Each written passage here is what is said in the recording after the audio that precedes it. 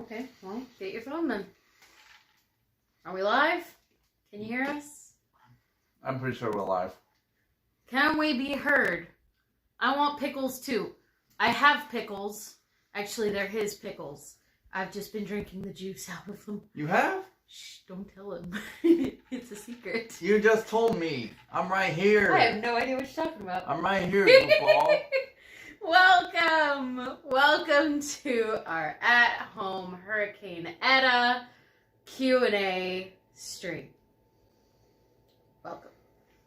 I raise a glass of water to you. Stay hydrated.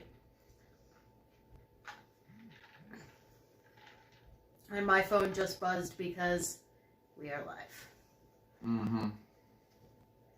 We do not use the pickle juice to make potato salad, but we do save the jars to put oil in, or grease in, when we make bacon.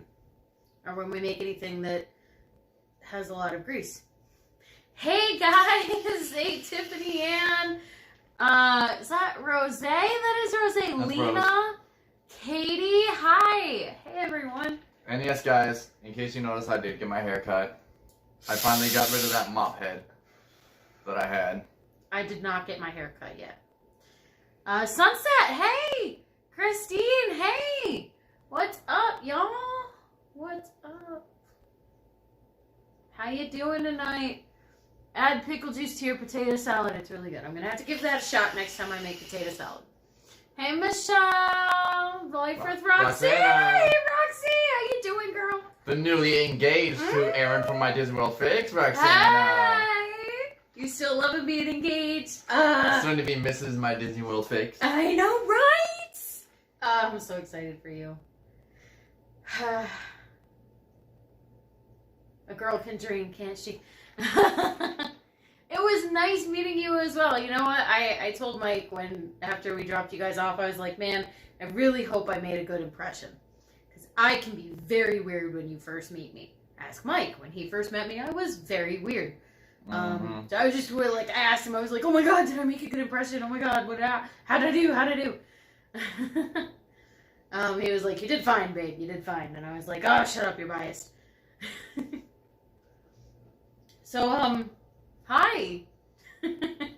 How's everyone doing? How's it hanging? As you can see, our lovely wall behind us. Also, don't forget to like, comment, and subscribe if you're new. That's actually a sweet gift that Stephanie got for me. Francine, hello, dear. Hey, Francine. And Roxanne, it was my honor capturing that moment. It made me so happy to be a part of that. I wish I could have been there.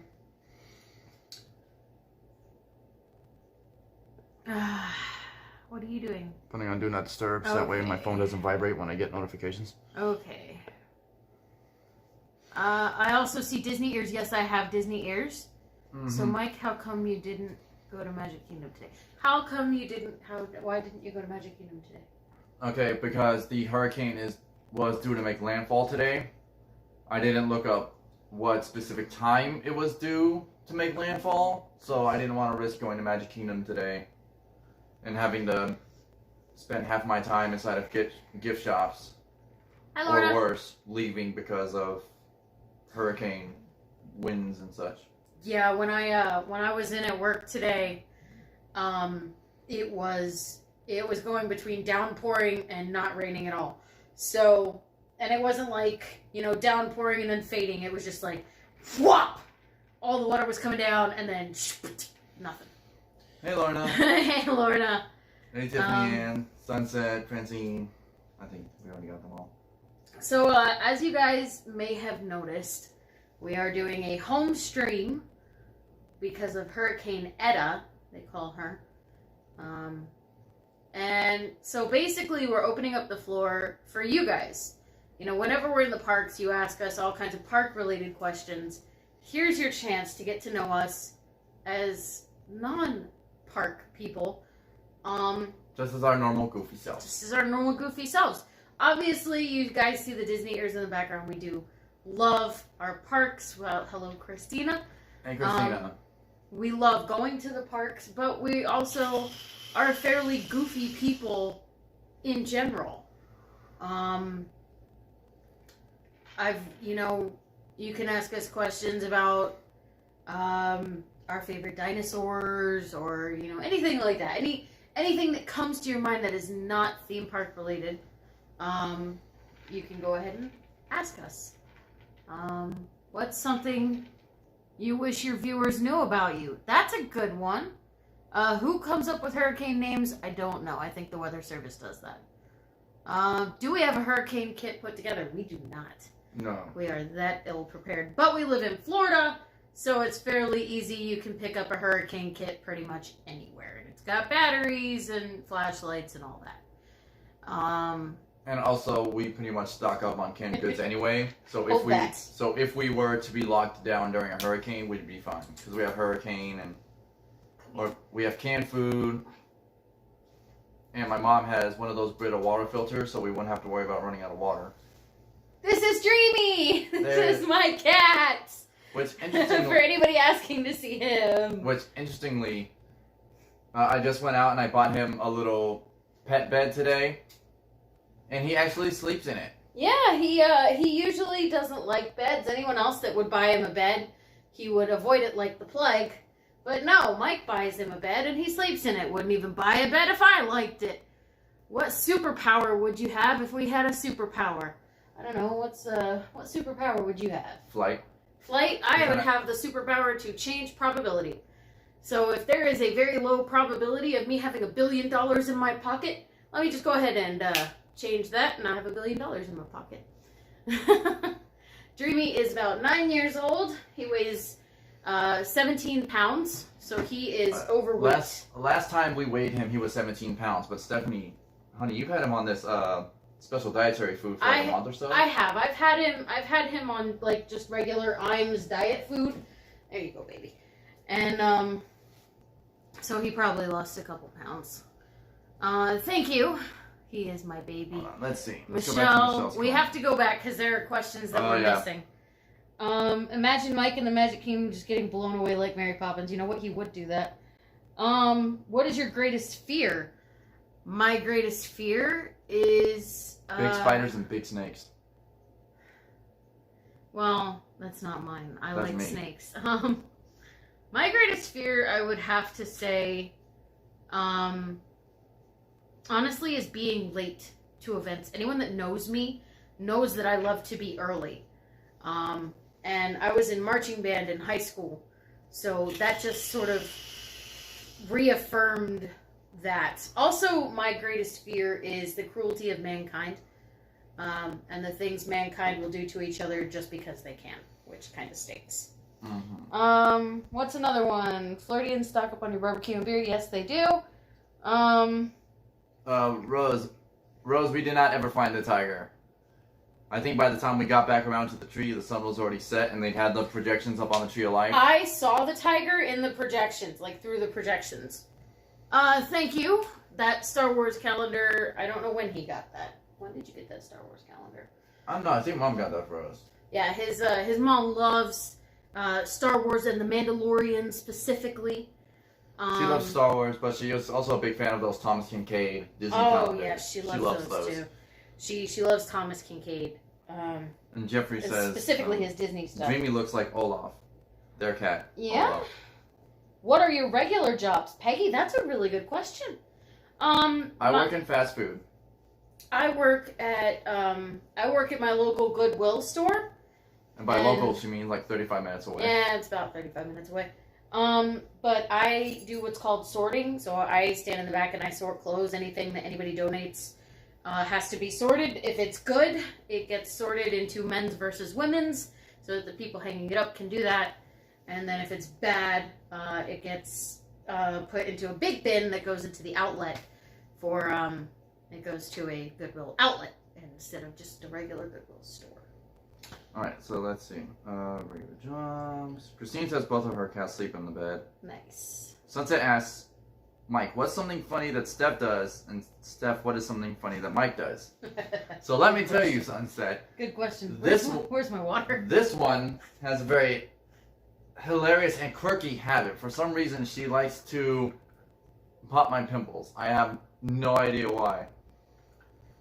During quarantine, when it first started, I watched a lot of pimple popping videos. Also, when I was going through puberty, fun fact.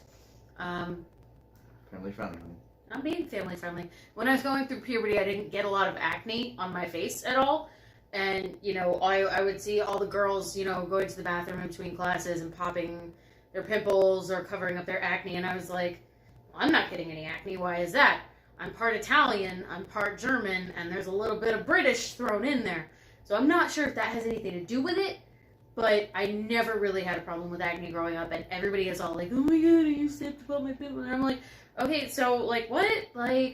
I've never had that. I've never gone through that, so just anybody with acne, I guess. I don't know.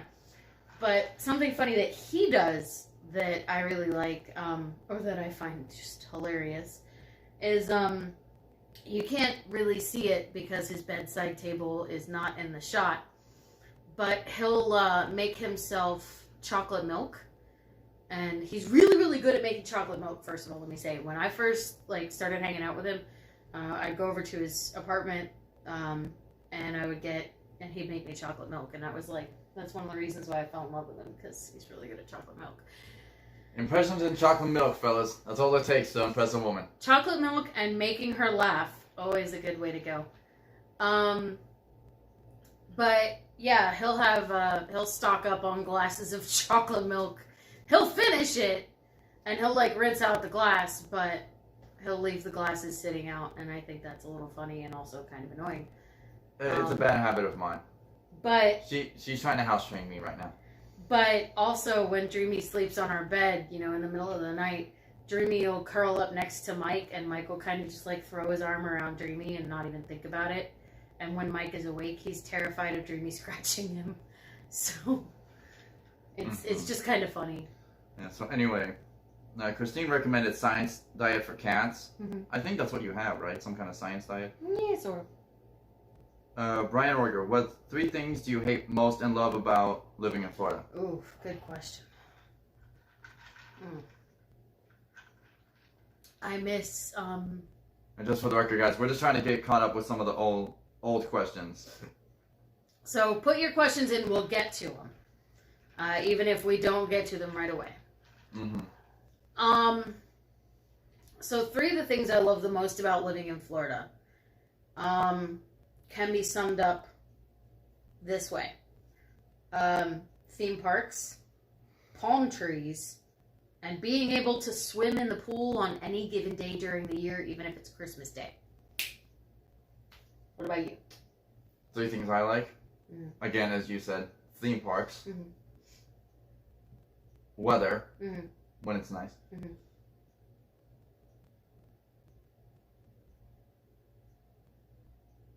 I don't know. What's the 3rd one? Y'all stumped him. It's early in the game and you stumped him. Theme parks, weather. No, and obviously meeting you. Of course. Obviously you. Oh, I love you too. 3 things you don't like about living in Florida. I think you can probably answer this for both of us. There's probably going to be something I'll pick. Undying, unbearable heat when it is super hot. I don't mind muggy so much because occasionally you'll get a breeze, but when it is way up there in the heat index, it's just you gotta crank up that air conditioning. Extreme humidity. The extreme humidity kind of sucks. When it's 95 degrees with 95% humidity. Yeah, and you're you step out of the shower, you start sweating, you have to step right back in. And I gotta say, one of the hardest things is, I love the little family that I have here, but I do miss my family back in North Carolina. I miss my mom, I miss my stepdad. I did have friends back there that I enjoyed spending time with, but I've got so many new friends. When I moved down here, I was making friends left, right, and center. North Carolina, it was difficult. But, here, it's all I have to do is be my bubbly self. And here we are. I've got so many friends. I don't know what to do with them half the time. Alright, what about you? So, hang on, what was it? 3 bad things you don't like about living in Florida. Well, humidity was one of mine. The rain. I'm not a big rain guy. Like, aside from showers and swimming, I hate the feeling of water. Okay. And I can't think of a third one. Rose asked, did you watch season 2 of The Mandalorian? Yes, I've started it. I think she still has yet to. I'm watching it with him. So I think maybe after the stream, baby, I'll catch you up on the first 2 episodes. That way when we watch the 3rd episode... We've watched the first 2 episodes. We have already? Yes. Okay. We watched them together because I asked you a question about it. Oh, yeah. About why he was eating the thing. Oh, yeah. Spoiler alert. Spoiler alert. Well, it's not that big of a spoiler. But yeah, so when the new episode drops early this morning... We can watch that together. Mm-hmm. Because we're both off tomorrow. Lorna, unfortunately, I had to get rid of the lightsaber. Per her request. You make it sound like I'm a terrible person. Mike sort of... I don't know if in the parks you sort of see this the way I see it. Mike is young still and likes to spend money when he gets it. I mean, I do it too. I have a problem too. Although usually I can keep my problem in check sometimes. But when he first got paid, one of the first things he did was get the lightsaber, and he didn't think about the bills that had to be paid. So he had to get rid of the lightsaber. Also, I was really upset because if y'all go back a couple streams, back a couple months, I bought him this really cool Banshee, and he dropped it. And I have bony shoulders. He dropped it because it doesn't sit right on his shoulders. But he brought it home, and it sat in the closet. And then we moved, because I bought it before we moved. We moved, and it sat in the closet here. So I was a little upset, and I was like, look, if you're not going to do anything with this, you should probably not have it. It's nice to let someone else have it, and then you borrow it, and then do the photo shoots that way. But I also said, why pay that much money for something if you're not buying the experience of making it yourself? So she means the build a lightsaber experience at Sabi's workshop. Yes. Because literally it's about the same price. So the hilt itself was $130. I think the blade was an extra $50. So after taxes and whatnot, it came out to about $190. Now the build a lightsaber experience is only $200. Yeah, so if you're going to pay that much, why pay that much for someone else's lightsaber? Why not build your own? And on top of that, when you'll have your own lightsaber. And on top of that, when you build the lightsaber, the blade that comes with it can be interchanged into the legacy hilts. Yeah, so after that, if you want to get a hilt for $130, I don't know why you would, but if you want to get a hilt of someone else's lightsaber, you can do that. And just interchange the blade. Yeah, so why not just... do the 200. Build the one yourself. But anyway, let's not continue on that. You're paying that much money for it. Build it yourself. Okay, so anyway, next question. Peggy asked, how did you meet and how long have you been together? So we're getting a lot of questions, so we might have to kind of power rush through these to get caught up. So we met just outside of Universal's Islands of Adventure theme park. Mm-hmm. I had just gotten my annual pass that day, and she was over in the smoking section. I was vaping at the time, and she asked me if I had a coin. I didn't, but I'm glad that I decided to pull out my gas station's rewards card, because here we are, almost about going on 6 months. It'll be 6 months next month. It'll be 6 months, December 2nd. It was 5 months on November 2nd. Yep. November 2nd was our 5-month anniversary. Mm-hmm. And sometimes I have to do that math all over again because sometimes I forget.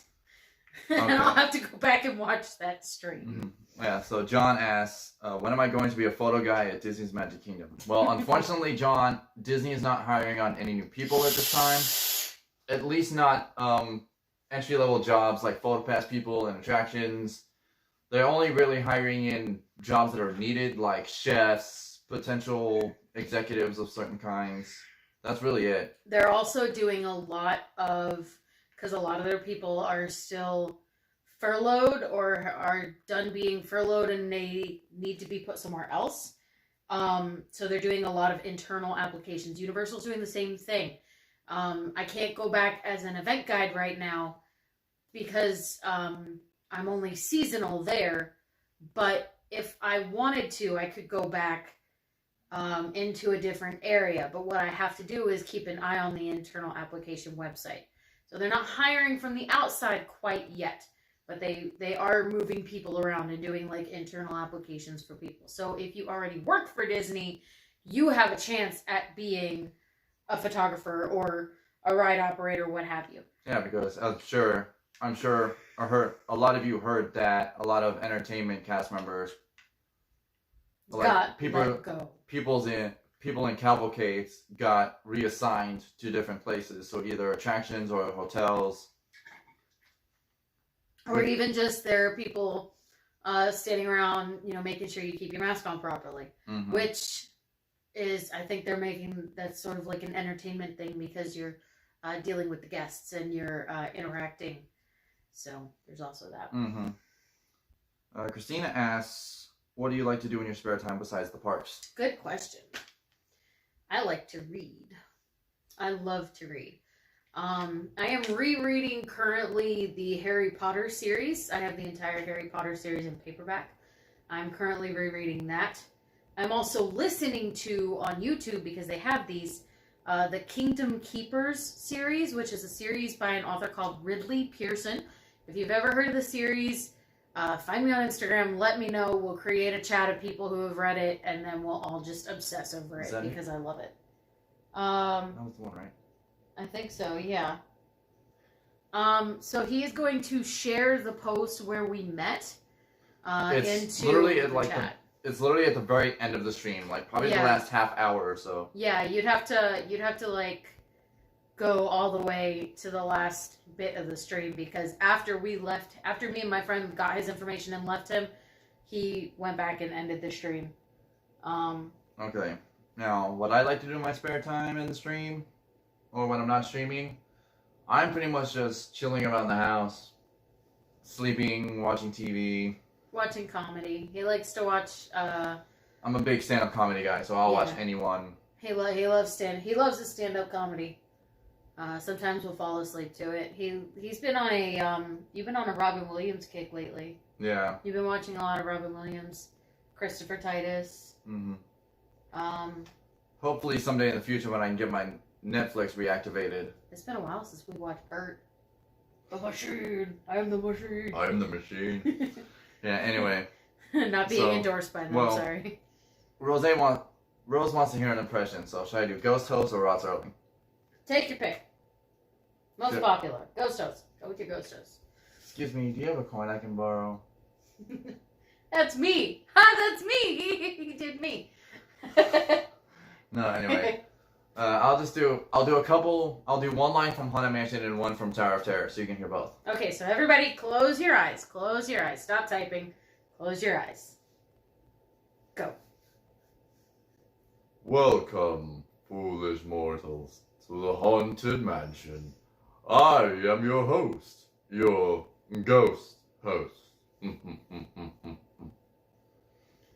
Okay, now do Rod Serling. Keep your eyes closed. Keep your eyes closed. Tonight's story of the Twilight Zone is somewhat unique and calls for a different kind of introduction. This is you may recognize as a maintenance service elevator, still in operation and waiting for you. You're about to discover what lies beyond the fifth dimension, beyond the deepest, darkest corner of the universe, in the Tower of Terror. And cue the screaming. Cue the screaming. What did you guys think? What did you think? Oh, when he did his impressions for me the first time, ooh, I died. My heart died. And then we sang There's a Great Big Beautiful Tomorrow together, and I died even more. So. Okay, let's see. Well, Peggy asked, where do you see yourselves in 5 years? Well, I know for a fact we're going to be married in 5 years. Yes, in 5 years we are going to be married. We will definitely be married within 5 years. I'm hoping to have grown significantly on my YouTube channel, hopefully to the point to where I can successfully sustain myself off of YouTube. Yeah. Me, I don't know. If he can successfully sustain himself off of YouTube, I guess I'll have to get a better job. I might be a manager. I don't know. I was hoping that in 5 years I could be back at Universal again. Maybe instead of working in events, I could be a customer or a guest service rep. I would love to work in guest service and to be able to hear about people's bad days and make them better. That's one of the things I loved doing when I worked at Universal. I loved making people's bad days better. I love just I know you have a habit of geeking out when you meet people, i.e. spoke to me. That was great. But I think you could be a great tour guide for VIPs. I think I'd be a wonderful tour guide. I've always wanted to be a Disney tour guide too. Like you would be one of the. Hey, Craig. You'd be one of the people taking them through the backstage areas to the attractions. Yeah, That way they would guess. You know what? When I was growing up, I wanted to be a tour guide in the Magic Kingdom. I wanted to wear that cute, crisp uniform, looking all fancy and fine, and taking people backstage and going down the utilidors and. Because that's how they get celebrities around in Magic Kingdom. Taking them on the rides and explaining all the rides to them. Oh yeah. Yeah, Magic Kingdom. The celebrities, do they take them to the utilidors, or do they just take them to the above ground? I think they just take them to the above ground backstage. I don't think celebrities have seen the utilidors. I don't know. I'm not a celebrity. Find a celebrity and ask them. I don't think there's a celebrity who's going to talk to us about it. In 5 years, I would also like to adopt, maybe at that point, a little boy and girl. Because in 5 years, I'd like for us to have our own house. And I'd like for us to be in a place where we could adopt children. If that's okay. Resort Budgeting asks, what do you miss from North Carolina that Florida doesn't have? Oh, good question. Do they have a lot of good food up there in North Carolina? Mom. I miss my mom. Well, that's a given. And I can't wait to meet your mom, by the way. Oh, she's great. You're going to love her. She's like me, but smarter. Smarter, much smarter. And much more gray hair. So, infinitely wiser as well. You don't get older, you get better and wiser. Amen to that. Yeah, really, I just miss my mom and my stepdad. And my little sister. My mom and my stepdad and my little sister. And my best friends. Really, that's what I miss. I don't really miss the weather. I don't really miss the food. If I miss food from anywhere, it would be from Toby's Cup, and that's in Easton, Pennsylvania. So that's the food that I miss from further up north. And speaking of North Carolina, our friend and longtime viewer Teresa is up in North Carolina right now. Yes. And North Carolina is getting hit by a storm as well. So Teresa, I hope you're being safe, and I hope the storm passes soon. Absolutely. Next question. Let's see. Jalen asks, I'm an archer. Have either of you considered a hobby like archery? I'll actually take the lead on this one. Yeah, go ahead. Because, actually, from the time I was a kid, I actually was quite good at archery. And I know some of you are going to laugh at this or think I'm BSing for the story, but I was actually at a summer camp one time. We were doing an archery contest, and I managed to sink 2 arrows into the bullseye, literally side by side. So not quite the Robin Hood split the arrow down the middle, but still pretty darn close enough. What about you, honey? Me, hobbies. Would you consider a hobby like archery? Archery, I would love to. The problem is I'm a klutz. I love to write. I love to write short stories, poems, Fanfic. that kind of thing. Well, not necessarily fanfics. I could do fanfics. It's just I like to make up my own characters as I go along. Also, I love to play D&D. So I would, if I had the time, I would put together a D&D group, or at least find someone who could be a DM for a D&D group. And what I would love to do is audio record our sessions of play and then take it and turn it into a book. And then maybe, if I could do multiple sessions or multiple different storylines, then I could have like a series.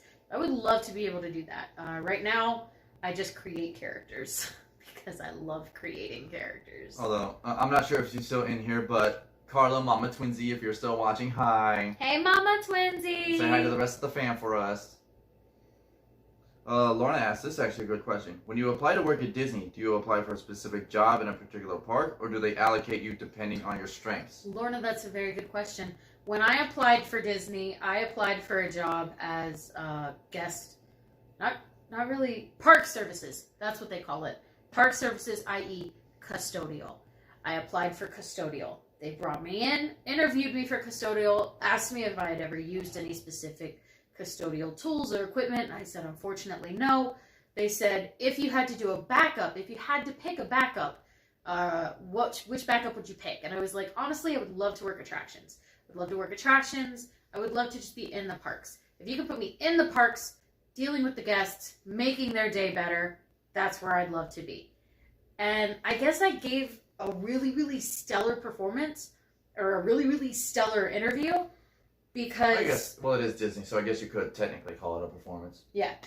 But the woman said, she was like, talking to you, listening to you, seeing you in person, you don't, you wouldn't be suited for something like park services. You'd be suited more for like attractions, guest services, that kind of thing.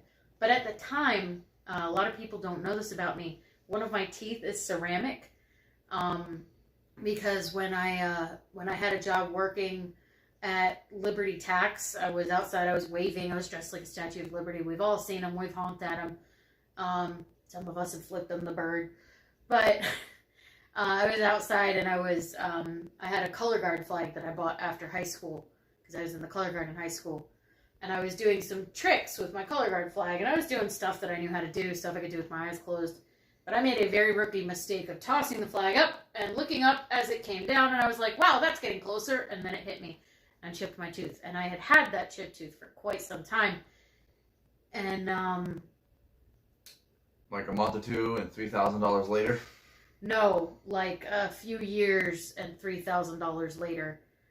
Disney was like, we want you to work for us, but you need to get that tooth fixed. So by the time I got the tooth fixed, the position had been filled. So there's that. But to answer your question, Lorna, you do have to apply for a specific position, but on the application they will ask you, if you had to pick some backups, what would you pick? And then they'll decide when you're in your interview if they should go for your original pick or if they should put you in your backup. So there's that. Plus a long history of my dental hygiene. Okay. Sorry. Lorna asks, how do you currently make revenue off of YouTube? So I'll give you guys the basic version. So the way you get money off of YouTube is through either super chats or what they call ad revenue. So whether it's one of the 15-second ads you can't skip, a 30-second skippable ad. I'm gonna go get some more water. I'll be right back. And stay hydrated. And super chats. That's how you make quote-unquote money off YouTube. And that's YouTube directly. Obviously, I have PayPal and Patreon and everything else, which I find is better. Because the thing with YouTube right now is that I have to make $100 off of YouTube before I can actually start collecting the money. Now, problem is that it's very slow. Like, I've been monetized since my birthday back in September, and I think I've only gotten about $50 worth of revenue, both from ads and super chats. So it's very slow. Obviously, I'm still a small-time YouTuber, and obviously, there are a lot of people who are working less hours than normal or not working at all. So not everyone is financially able to just, like, dole out money to YouTubers all the time. And it happens, and we understand, being, these are really trying times for everybody, and it's very difficult, especially when you have no sense of how to budget anything. It's very difficult, but it's very difficult even when you do. But we do the best we can to get through the times, and if we can make people smile, that's all worth it, right? What's next? Michelle wants to know how she geeked out in front of Spokesman. I will message you after the live stream, Michelle, because that's a kind of a long story. I lost my mind. We'll leave it there. And just real quick, Cindy says you have a bubbly personality. You would be great at whatever you do. Oh, thank you. Brian asks, how old were you when you first visited the Orlando theme parks? My first trip to Disney, I was 3.5. And let me tell you about my first trip to Disney when I was 3.5. And that was in 1990. I don't remember what year it was, but I know I was 3.5 because I remember watching the VHS tape of it constantly. So they had these, the strollers they have now. They're the blue plastic strollers and all that. Well, they didn't have those when I was 3.5. They had the metal frame strollers with blue padding on it. And when my first trip to Disney World, I remember watching the video. I was in the stroller. My grandfather was filming me, and my grandmother was pushing me. And we were in the stroller. We were riding down the street that the confectionery is on. And I was singing just the line, I'm walking right down the middle of Main Street, USA. Right? And I was singing this, and that was the only line I was singing as a child. And I was sitting in my stroller singing and bouncing along.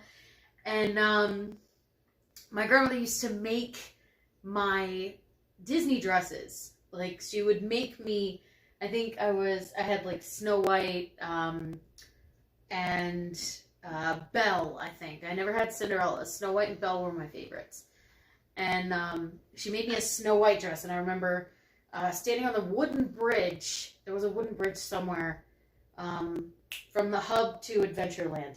I remember standing on that bridge, and these foreign folk, I think they were from China, I don't remember, came up and asked my grandmother if they could take a picture with me because they thought I was so cute. And I don't know if that's a normal thing that people do, but I just remember, they were standing there next to me, and I was standing there, and I had to, like, pull my dress out like Snow White.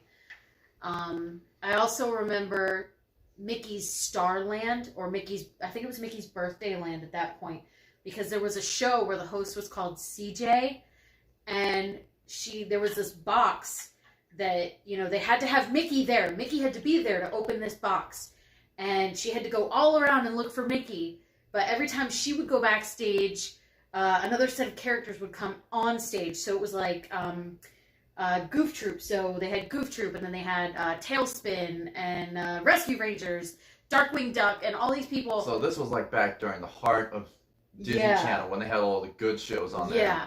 So, and then Mickey would come out with all these characters, and he'd dance along to the theme songs of these shows, of Goof Troop, of Tailspin. Life is like a hurricane here in... Actually, no, they didn't do that one. Razors, They didn't do that one. They didn't do DuckTales? No, they didn't do DuckTales, but they did do Darkwing Duck. So it was like Darkwing Duck is good. Sometimes, well, no, that's Rescue Rangers.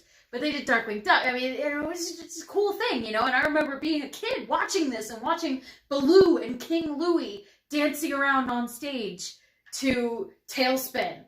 And Mickey Mouse would come out and dance with them, right? And then Goofy, Max, Pete. And then eventually, like, PJ. CJ would come out, and she'd talk to the characters, and Mickey would, duck behind backstage, and, like, right at the end, she was like, well, I guess we just have to open this package without him, and they opened up the box, and out pops Mickey, and I just remember that as a show. You remember that? No, but I think they might have... You're too young for that. No, but honey, I think they might have repurposed that box later on. Do you remember Cinderella's surprise celebration? During the 25th anniversary, I think? Yeah. And they had the presents. All the gifts, and then they brought out the big one, and when they opened it, there was Mickey. It was Mickey, yeah. But then also, I think the back of that box would rotate, because the next time someone was inside it was Sean Yu. But when he walked in, there was a bunch of fireworks in the back. So I think the back would rotate. Yeah, well, of course, they had to get the characters in. But, anyway. Hello, Merry Bubba Christmas Popper? Popper? I just say Bubba. Bubba Christmas. Hi. Teresa, hello. Thank you for still being here. But yeah, so I was 3.5 when I remember my first trip to Disney. I think he was like 5. Yeah, so... I was technically celebrating my 5th birthday, but I was starting preschool in September. So my mom took me in August of 2000. And like, this is back when they still had Cinderella's Surprise Celebration, the Remember the Magic Parade. They still had Tarzan Rocks. Rest in peace, Tarzan Rocks. And it's like, I was just enamored with it all. It was my first time being to Disney, first time meeting Mickey and Minnie and everyone. And they still had Mickey's Toontown Fair. Yeah. Back when you could go through Mickey's house. Yep, and Minnie's house, Goofy's house, Donald's boat. I don't know if they had Chippendale's. Donald's boat. I don't remember if they had Chippendale's tree. I know they had that in Disneyland. Chippendale's was at Disneyland, not here. Well, see, that's why we have to go out to Because they had Disneyland. like a little. We will someday. We'll get I there. know. Maybe for the honeymoon. Okay. Yeah, so anyway. And like, I was just blown away. And unfortunately, I did not get back to Disney until 2017. So a lot of things had changed. So. Yeah, you didn't get to. I don't know. Were your first trip was the cake pink, or was the castle pink? I don't believe it was. Because I remember the castle being a cake. Do you guys remember the castle being a cake? Was that for the 20th? That was for the 25th anniversary. Now, did they start it in 2001 on the 25th, or did they start it in 2000? Don't remember, because I know in the year 2000 was when Epcot got all of its updates. So Epcot had a parade. That was when Illuminations started. They had like the 2000 on top of Spaceship Earth with the hand and the wand. They still had the Sorcerer's Hat at Hollywood Studios. That's when they put the Sorcerer's Hat in Hollywood Studios. Oh, yep. Because that was for the Millennium Celebration. No, that was all for the Millennium Celebration. That was for the year 2000. Oh, okay. Okay, so the hat, or the cake being, or the castle being pink was for the 25th anniversary. So they started that in Disney 2001. World. They started that whenever the 25th anniversary of Disney World was. I don't remember what year. October. Let's see. Wait, sorry. 71 plus 25 would be 96. Yeah! So no, I was not there for the birthday cake. You were not I there was for the there. birthday cake, but I was there because I remember seeing it. I was there a few years after. I remember seeing it. Do you guys remember seeing it? I'm not the only one who saw it. It was not a fever dream. There were pictures of it. See, yeah, Samantha Beck just said 1996. 1996. Thank you, Samantha. Anyway. Samantha? Thank you. You looked it up, didn't you? I don't even know a Samantha. Yeah, you do. She's right there. I'm sorry, I had to throw in that all offline. I actually saw that movie on my birthday last year. Last year, on my birthday, I was turning 28 years old. My friend Missa, my friend Allison came. We went to Universal Studios. I got my wand. I got my robes. And we went and saw Frozen 2 for my birthday. And I remember because we ate a hot dog and it was yummy. Okay, let's see. Rose asks, why is Haunted Mansion your favorite ride? I don't know, there's just this aesthetic about it. Like, with it being one of the attractions that Walt actually had his hands on. Obviously, I don't think he had his hands on the Disney World one, because I think he passed beforehand. But it's based off the one in Disneyland, which he did have a say in. It's like, that's why I want to visit Disneyland so bad, is because I want to be able to actually visit the part that Walt used to walk down Main Street and hand out those little pre-signed autograph cards to people who came up with him. Hey, Noah. Hey, Noah. And like, he would actually, I don't know if he took photos with people, because cameras back then were kind of slow. I mean, maybe. But regardless, it's a really good ride. You know, and honestly, it still has that nice spooky aesthetic about it, but it's not like Universal Halloween Horror Night scary. It's a fun scary. It's one of my favorites because outside of the bi-coastal theme parks we have here, in Paris they've got a different version that's a lot spookier. Phantom Manor. They've got Phantom Manor, which Vincent Price is the voice of the host in that one, and that one's all about the bride that they had there. But instead of being in like Liberty or New Orleans Square, theirs is in Frontierland. Theirs is in what our Frontierland would be. So theirs is connected, they call it Thunder Mesa. So theirs is connected to Thunder Mesa, and there's a whole story about gold mining and mining in the Thunder Railroad, and it all connects. Yeah. In Hong Kong, I think it's Hong Kong. It's either Hong Kong or Shanghai. They've got... I think there's also Haunted Mansion, but it's slightly different. No. They... Somewhere It's not the Haunted Mansion, Mystic Manor. That's what it is. They have Mystic Manor. And there's this cute little monkey called Alfred, and there's this music box, and this old guy is a collector, and the old guy looks at the monkeys. Hong Kong. And he goes, all right, Alfred, don't push the button, because I don't know, the legends might be true that if you push the button, things start to come to life all around it. And so, of course, the monkey does what monkeys do, because monkeys are genuinely curious, I guess. He pushes the button, and then everything comes to life. And it's a trackless ride. And I really want to go on it. So it's probably... I look up that video all the time because I love the music. I'm guessing it's probably a similar ride system to like Ratatouille, which is going to be opening in the coming few months. Because I think they said they have like a summer 2021 opening possibly. Yes. But there is a Beauty and the Beast themed ride. I don't know if it's in Hong Kong or Shanghai, but there's a Beauty and the Beast themed ride that's sort of the same thing.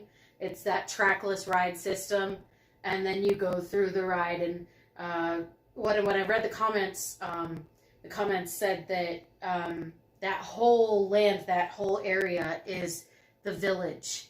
It's Belle's Village. So you go through Gaston's Tavern, and you go through the village and the village square and the people. And you see the ending scene where he turns from beast to man. Yeah, and the scene in that ride, the ending scene where he turns from beast to man, is actually really well done, right in front of your eyes.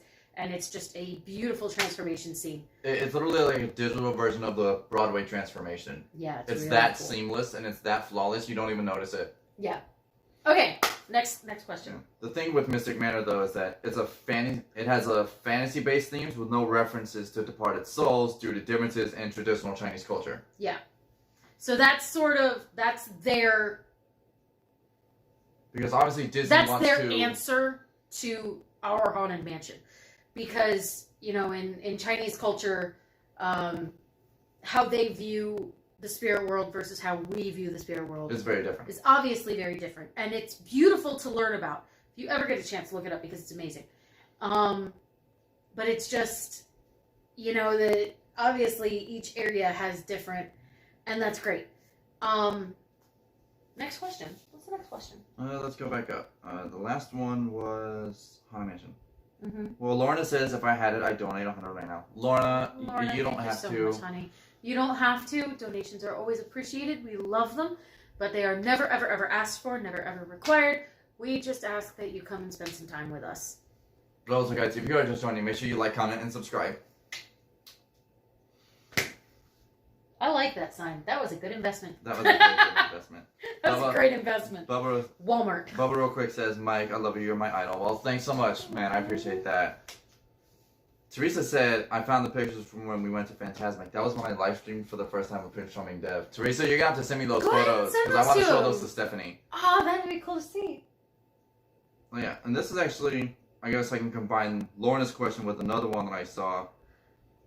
Lorna says, have you ever been abroad? And I think someone asked earlier where if we could travel somewhere. Oh yeah, Jeffrey asked if you both could travel anywhere, where would it be? Well, Lorna is someone who just discovered our channel recently, but she's based out in the UK. So if Stephanie and I were to ever plan a trip to the UK, we would definitely go see Lorna. Hey girl. Lorna has offered to be our guide. Our tour guide. That'd be great. I would love to go to the UK. I would love to do a European trip as a whole. Yes. It's like, I would love to go to the UK, and I think Ireland is also on there. But then just to do like a cross-country trip. I would love to take a train to the Swiss Alps. So, Paris, Germany, Italy, Austria, Hungary. I would love to go see the Swiss Alps. And I want to go see the Swiss Alps because I used to read a lot, and Heidi was one of my favorite books growing up. One of many. And for a complete list, message me on Instagram. But I would love to see the sunrise coming up over the snow-covered Swiss Alps. I don't necessarily want to learn how to ski or snowboard. I just kind of want to see the Swiss Alps. Yeah, because Heidi said they were beautiful. So. All right, I think we are essentially caught up in live chat. Well. Okay, there we go. Let's see. Michelle says, me and my family went when the castle was the cake. Mm-hmm. Lorna says, I don't think we did Haunted Mansion in 91. What equipment do you use to stream? Good question, Lorna. So right now my streaming setup is pretty simple. It's just my phone, my DJI Osmo Mobile 3 gimbal. It's a camel stabilizer. It just prevents that natural, like when I'm holding my phone walking, it prevents that annoying Bumping. bounce from walking. The bouncy, bouncy, bouncy, bouncy. We're Bouncing is what Tiggers do best. we are not Tigger. We are not Tigger. You can ask Liz. We are not Tigger. And Oh my god, good we thing Liz don't- not watching. She would we probably... don't expect you guys to be Tigger either. It's a good thing Liz isn't watching because she would probably chew me off for that horrible Tigger impression I just did. No, it's okay. You can get better. But yeah, and then I have two 6-foot charging cords. And he's got this massive battery one for pack. my gimbal and one for my phone because they're both USB-C ports. And then yes, I have two different battery packs. I have this one, which is 27,000 megahertz, and then I have a smaller one, which is like 25. Because when I'm live streaming, my phone battery dies fairly quickly. That's why I keep my phone plugged in most of the time when I'm streaming. And then I notice when my gimbal starts to dwindle in battery, I'll switch it over for a little bit just to make sure my gimbal gets a little bit of power back, and then I'll usually switch it to my phone. I try to keep my phone no lower than 50% when I'm streaming. But I do, hopefully sometime in the future, I want to get a little mobile microphone for a cell phone.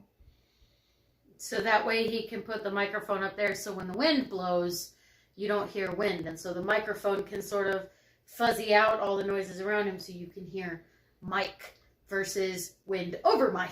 But then also, like, whenever Disney brings back, you know, the Disney on Broadway concert series or the E to the B concert series, that whenever I'm streaming the shows, my microphone is going to pick up the sound of the performance and less on me.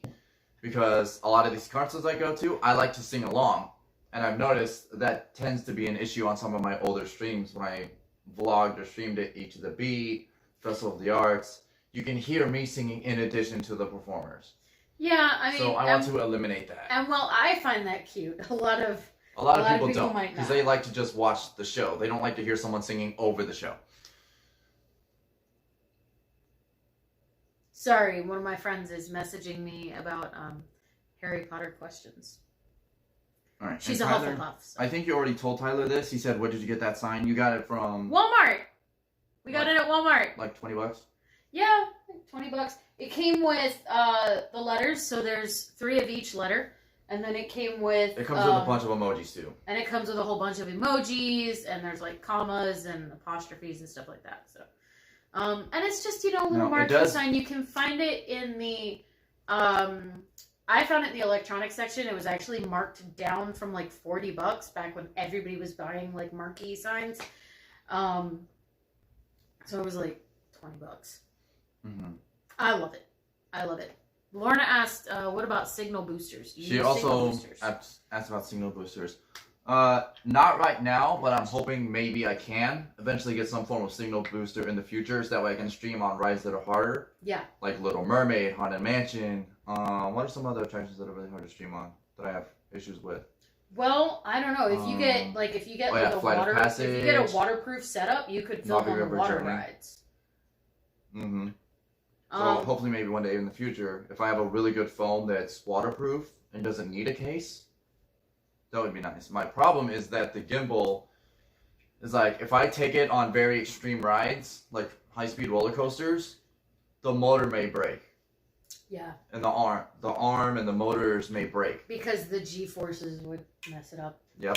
But also... Which is why he can't take you guys on Rock and Roller Coaster. Well, also because Rock and Roller Coaster, they don't allow you to hold anything in your hands. But that's why I'm hoping maybe one day I can get a GoPro and get either a head mount or a chest mount. So that way maybe then I can record a ride well, through video. even on that ride, you couldn't wear the chest mount because the thing comes down over your chest. So I'd have to get like a head mount with like a chin strap to make sure it holds to my head. You look so. Oh, like motorcyclists use, yeah, like a Yeah. helmet. You'd have to wear a helmet. Mm-hmm. Or like they do have head mounts that has the band that goes here and the one in the middle, but I'd also have to find something to secure it to my chin That's to make true. sure it doesn't come off my head. But now, I also want to get a GoPro for the fact that then maybe I can go to local water parks here in Orlando. Like we have this Island H2O attraction just down the road from where we live.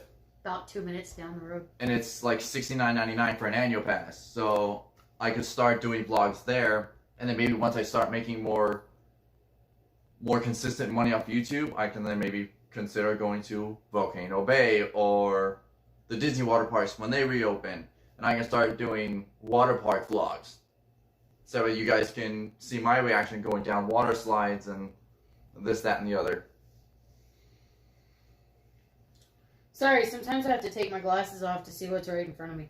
And also, sorry for the ranting, but yeah, Daniel says you should visit the Neuschwanstein Castle in Germany. It's the castle that Cinderella's castle is modeled after. It's in the Alps. Yeah, I we would see love it. to. We see I that. would love to. We Are see you that- kidding me? We see that castle all the time when we go on Soarin'. Yeah, That's when you the go on castle soaring you around the fly world, over. that's the castle you fly over, actually. And I would love to see that in Let's person. see also one castle I want to go see in Europe, aside from Buckingham Palace and Neuschwanstein Castle. Vlad the Impaler's castle. That would be Dracula's cool. castle To go in see Transylvania. Dracula's castle. I hear you can take a haunted tour. I want think. to go see Notre Dame. Yes, I do want And to see Notre Dame. I'm not religious anymore, but if I just want to if see we it for the could- fact of Hunchback we- of Notre Dame. If we could go for a church service in Notre Dame, that'd be cool. But also, I just want to hear the bells ring so I can close my eyes and imagine Quasi up there pulling on the ropes. Yeah. You know, in the original book, he was deaf. Quasimodo was deaf. Because those bells are huge. And the only sound he could hear was the sound of a whistle. That Frollo, who was a priest, he had that. And he would, Now, obviously, Quasimodo would sleep outside of, no, I think he had a room he slept in. But the but it only was sound like he could high hear up in was the the sound rafters of a of whistle. Notre Dame. Yeah. Because obviously, if anyone went up there, And of course, the original Hunchback of Notre Dame story was extremely depressing and very sad.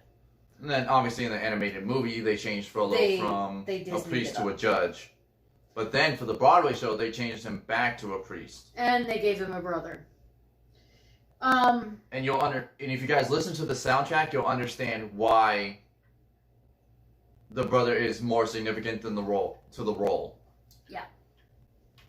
And also why Frollo has a deeper connection with Quasimodo than just being some random kid judge who that- killed his mom Yeah. and being forced to care for him. Because in the original book, Frollo didn't start out as a villain. There was no original villain in the original book. Actually, no. I think in the original book, Phoebus was the villain. He started out as the villain. Yeah. Anyway, if you haven't yet, go read the original book. Or put it on your list to read. This is quarantine times, guys. We need things to read during hurricane season. Mm-hmm. Victor Hugo's Hunchback of Notre Dame. Lorna asks, how much data do you use during a stream? I'm not really sure, Lorna. I think my phone plan is unlimited data. So I don't think I have to worry about that. It's like, I'm not really sure of some of the technical aspects of it. I just really know how to control the frames per second and the kilobytes per second for my streams. So obviously the frames per second is how smooth the picture is, and then the kilobytes per second is how fast the video uploads to YouTube, I think. I'm not really sure how it all works.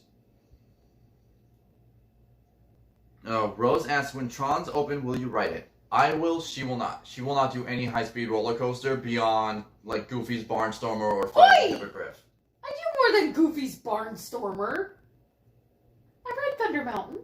Well, she'll do Big Thunder Mountain, but that's about it. That is No, about as high speed as she'll go. I also really enjoy, for the most part, I really enjoy Well, you also like the Mine Train.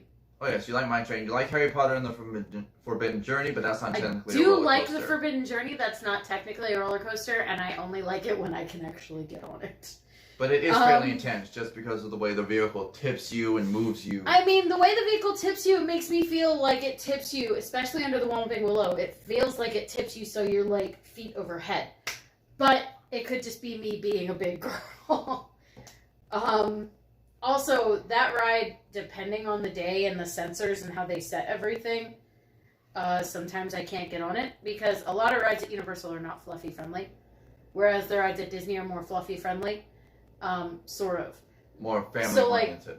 So like when Mike and I go on, first of all, when we go on the Seven Dwarfs Mine Train, we each have our own little lap bar that we pull down. So it's like, and then, but on Thunder Mountain, we have a lap bar for both of us. So I pull it down and it hits me at a certain point, and he's a twig. So he's having to hold on for dear life. And I'm having to hold him down to keep him from flying out, which is funny as... Which, that's how it is. Funny as That's mess. how it is for some rides at Disney, though. Like, that's also how it is for Mickey and Minnie's Runaway Railway. They just have that single lap bar. But that's because But that's then not Mickey very... and Minnie's Runaway Railway is a... family ride. I want to say it's trackless, but it's not. Because I think there's a track. No, it is trackless. It's trackless? Okay, they made it It trackless. follows the sensors in the ground, similar to... That one is trackless, but Similar to the that car doesn't move. The car doesn't tilt, the car doesn't tip, the car stays on a flat surface. So why they have lap bars on that one, I don't know. They Except... could just have doors to close like they did when it was Great Movie Ride. Well, see, I think with Runaway Railway, I'm a little salty about that. there is a moment when you slightly tip. It's when you're in the jungle scene and the When you're in the volcano goes waterfall off. area and it like goes over a bump to hold you in place, and that it's got you on a platform at that point, and it tips just a little bit forward. Just to make you get Just that to make it sensation feel like of- you're going over the waterfall. There's a lot of hidden Mickeys in those, in the air thing. Yes. In the smoke. By the way. Yes, there's some in the volcano smoke, and also the clouds when you're going down the waterfall, and the bubbles. But obviously, you're not going to count all those. I've counted at least 317 hidden Mickeys in that ride so far. And that's not including the actual Mickey and Minnie Mouse characters. Yes. I'm talking about hidden Mickeys, the ones you actually don't see. Like, with the ones you wouldn't see just by looking at. It's something you have to look for. Although there is actually... Someday I'm going to get him the book that's got all the hidden Mickeys and where they're located. You know, those people are going to have to update that book now to do all the ones inside Runaway Railway. I That's think- going to be like I a think whole book every- by itself. I think every few years they come out with a new book. They're probably going to have to come out with 2 for new hidden Mickeys and just for Runaway Railway. Yeah. They're probably going to have to write it all day just to try and find them. So, to the people who write those guidebooks, Good luck. good luck. Also, Mike wants one. Mhm. Signed, if you could. But also, Lorna says, obviously Notre Dame's a bit ruthless right now because of the fire. because of the fire. But also, John Congusti, I hope I'm saying that right. If not, I severely apologize. Welcome to the family, John. If you guys- we mispronounced. If you guys had to pick one dream job, what would it be and would you love it? Well, honestly, I would love to do this. I would love to do YouTube for a living full time. And then hopefully one day, if I make enough, or like maybe eventually I could become, you know, DVC and do all that cool DVC stuff. And once I hopefully become Disney Media, I'll be able to go to media events and do all that. My dream job, I actually already worked it. When I was growing up, I wanted to work in theme parks, specifically Walt Disney World. But as I grew older, I branched out. So there was one point in my life where I wanted to work in SeaWorld and be a dolphin trainer. There was also a point in my life where I wanted to work in Epcot as a manatee handler because I absolutely love those manatees. Those manatees, those are my babes. I love them. We were actually watching that making of Animal Kingdom Yeah. series on Disney Plus, and they actually They talked about the manatee. They talked about Lou. Lou was the one they talked about. He had an issue on his tail because he didn't really have a tail. So he had an issue where his tail due to a boating accident, was. Lou lost 96% of his tail. But there was an issue that he had, and then they found that, you know, it was just It was a benign issue. And I cried through the whole episode because I was like, no, not Lou. I love Lou. Yeah, they said he had some kind of issue with the muscles near the base of the wound. But it turned out it was basically just a scab. Yeah. So it was totally harmless and his body was fighting it naturally. Yeah.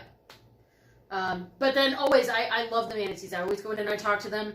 And I ask the manatee handlers about the red tides because when there's red tides, the manatees get really, really hurt. And the sea life in general, red tides are not good.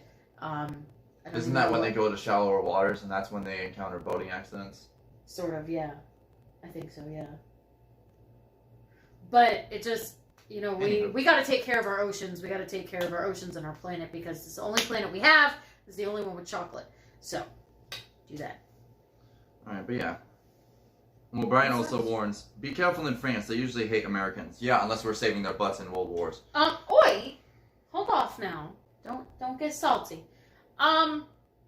In France, we're gonna eat the wrong things and say the wrong things and we'll be typical tourists. Well, see, that's we'll why probably get made fun of a lot, and honestly, Well, I'm see, okay with that. if we were to ever go to France and eat at a restaurant, when we're ordering, I would probably just use Google Translate and translate it from English to French, and then You know use the they voice feature. have things where you can do that, where you can translate something. You can say it in English, and then it will translate into the language of the country that you're in. So then the wait staff, although I think the French speak very good English usually Yeah. now. English is Frenchmen. usually like a second or third language in a lot of countries that aren't So America, France, Germany, Italy, USA. Spain. Yeah, a lot of them speak really good English. So we could go over and we could probably say something in English and they would understand us. Also, there's a place. They'd probably make a little bit of fun of us if we tried to speak French. Honey? I would try, but I would fail miserably. There are also 2 more places that I'd like to visit in the world. Mm. One of them is Australia, Mhm. because many of you probably know this. I grew up loving the crocodile hunter, and I'm hoping one day if I can go back to school, possibly, I would like to work in veterinary services. Maybe by that point, Animal Kingdom will be rehiring for vets or animal keepers, and I can do that. That'd be really cool. But also, I would like to go to Australia to see Australia Zoo, possibly even meet Bindi, Terry, and Robert Irwin. Well, I guess she's Your not. heroes. Well, she's not Bindi Irwin anymore. She's. Oh no, she's gonna keep the name. I think she's gonna keep the name because that name is. Or her legal name, I think she's gonna change it to her husband's name, but everyone will still know her as Bindi Irwin because she's the daughter of Steve Irwin. Rest in peace, Steve. But anyway, there's another place I want to go, and I think you'll agree with me on this. Egypt. Egypt would be nice. I would love to see the pyramids, King Tut's tomb, I want the to go to Cairo Hamunaptra. Museum, the fictional place that doesn't exist from the Mummy. Yes, I want to go to Hamunaptra. I also want to go to Atlantis. How funny would it be though if in Egypt they do have some of the props from the Mummy? That would That'd be be great. really cool.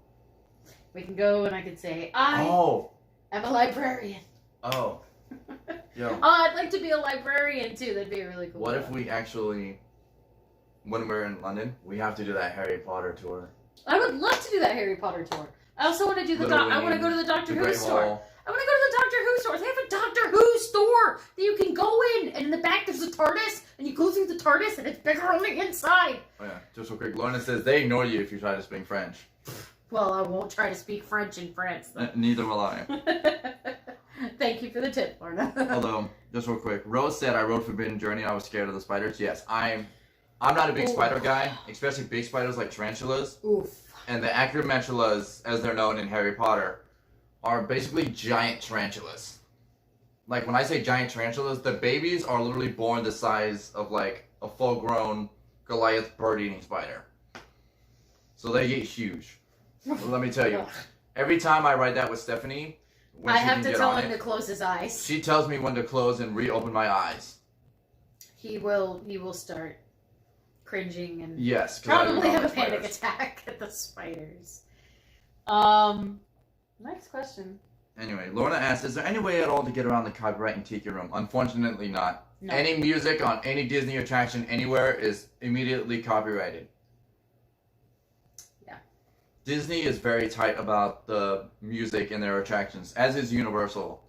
Universal is actually more so because a lot of the times on their rides. Universal's music is more current, more up to date with what the music is, or what's Music copyright law pumping on the radio recently.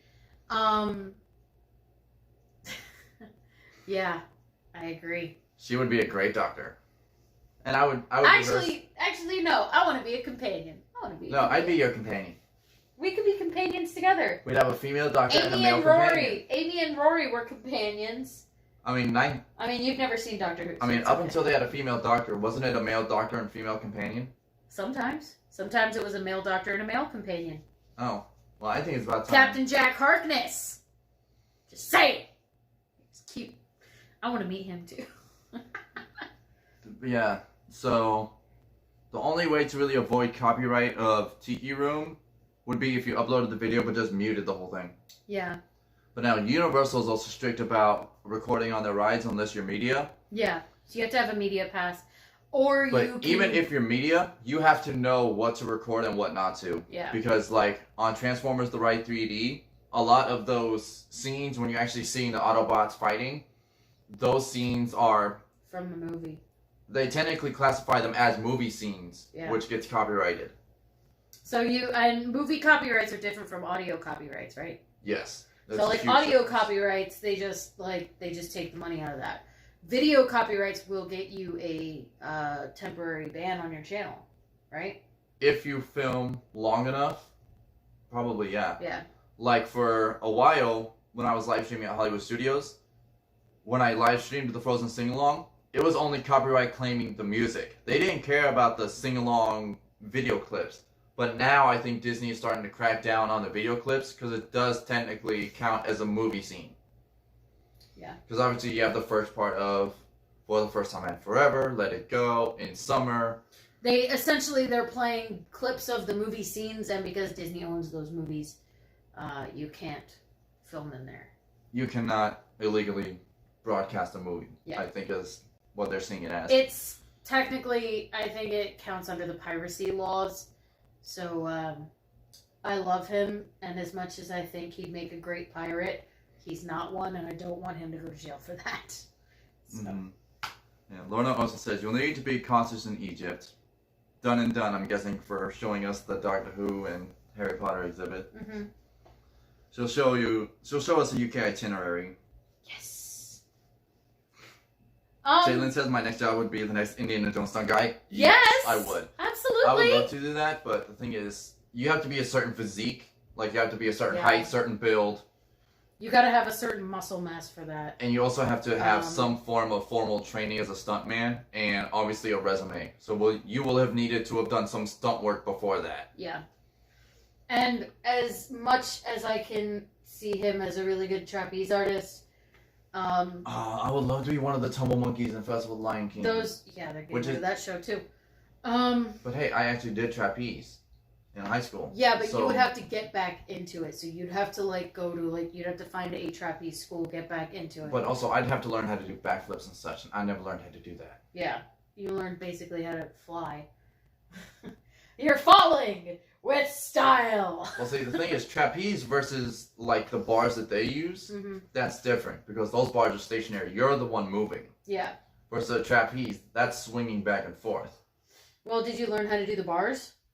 No, I did not learn how to do the bars. I learned how to get up on a trapeze when it's stationary. That's gymnastics. You would have to take gymnastics classes. And you know what? I could see you doing it. If you really wanted to go for that. But also, I'd have to build up a lot of muscle because those guys are strong. Especially for that moment where they do... How do you think you build up a lot of muscle? You don't just wake up one morning with muscles. Well, yeah. So in addition to all the courses, I'd have to do some form of muscle mass weightlifting. Yeah. But obviously not to... You drink muscle milk. But obviously not weightlifting to look like Nick, like, I'm Hulk. But just enough that way... I mean, because those tumble monkeys are slim. But they are also slightly fit. Because, like, especially with the ladder of monkeys, and they gotta hold each other up. They also have to have really good core strength, too. So you'd have to have really good core strength, which means at the end of your training, you'd have to be able to lift meat. Yeah, especially because, like, at the end, when they're swinging, and the guy swings up and puts both his legs up and then hangs upside down, that guy has to be strong enough to hold that guy while also maintaining his leg strength on the bar. Mm-hmm. And then the guy who swings upside down has to have the core strength to flip his way up in midair. Yeah. Which is really hard, because that was actually one of my trapeze tricks. I could do that.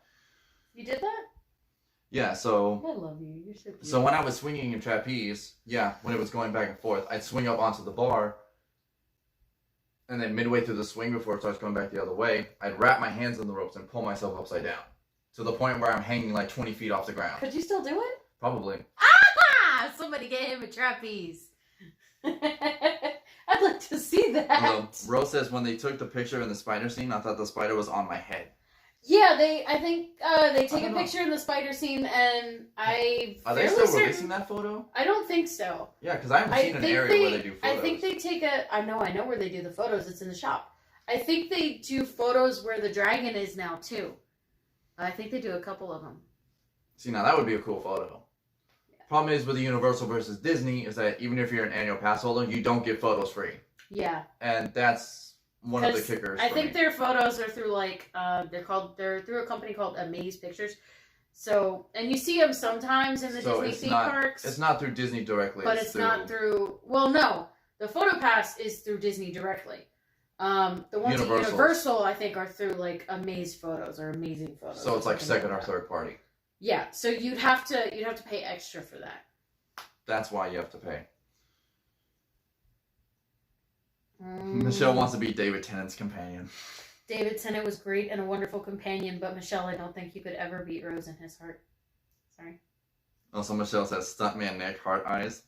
And I would work out with Nick. Problem is, I think he's out of town right now.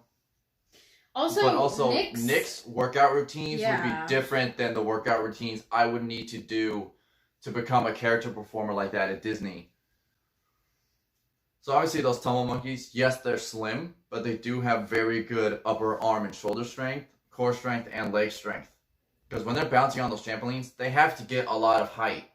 Yeah. To make sure they can do those flips seamlessly without having to force it.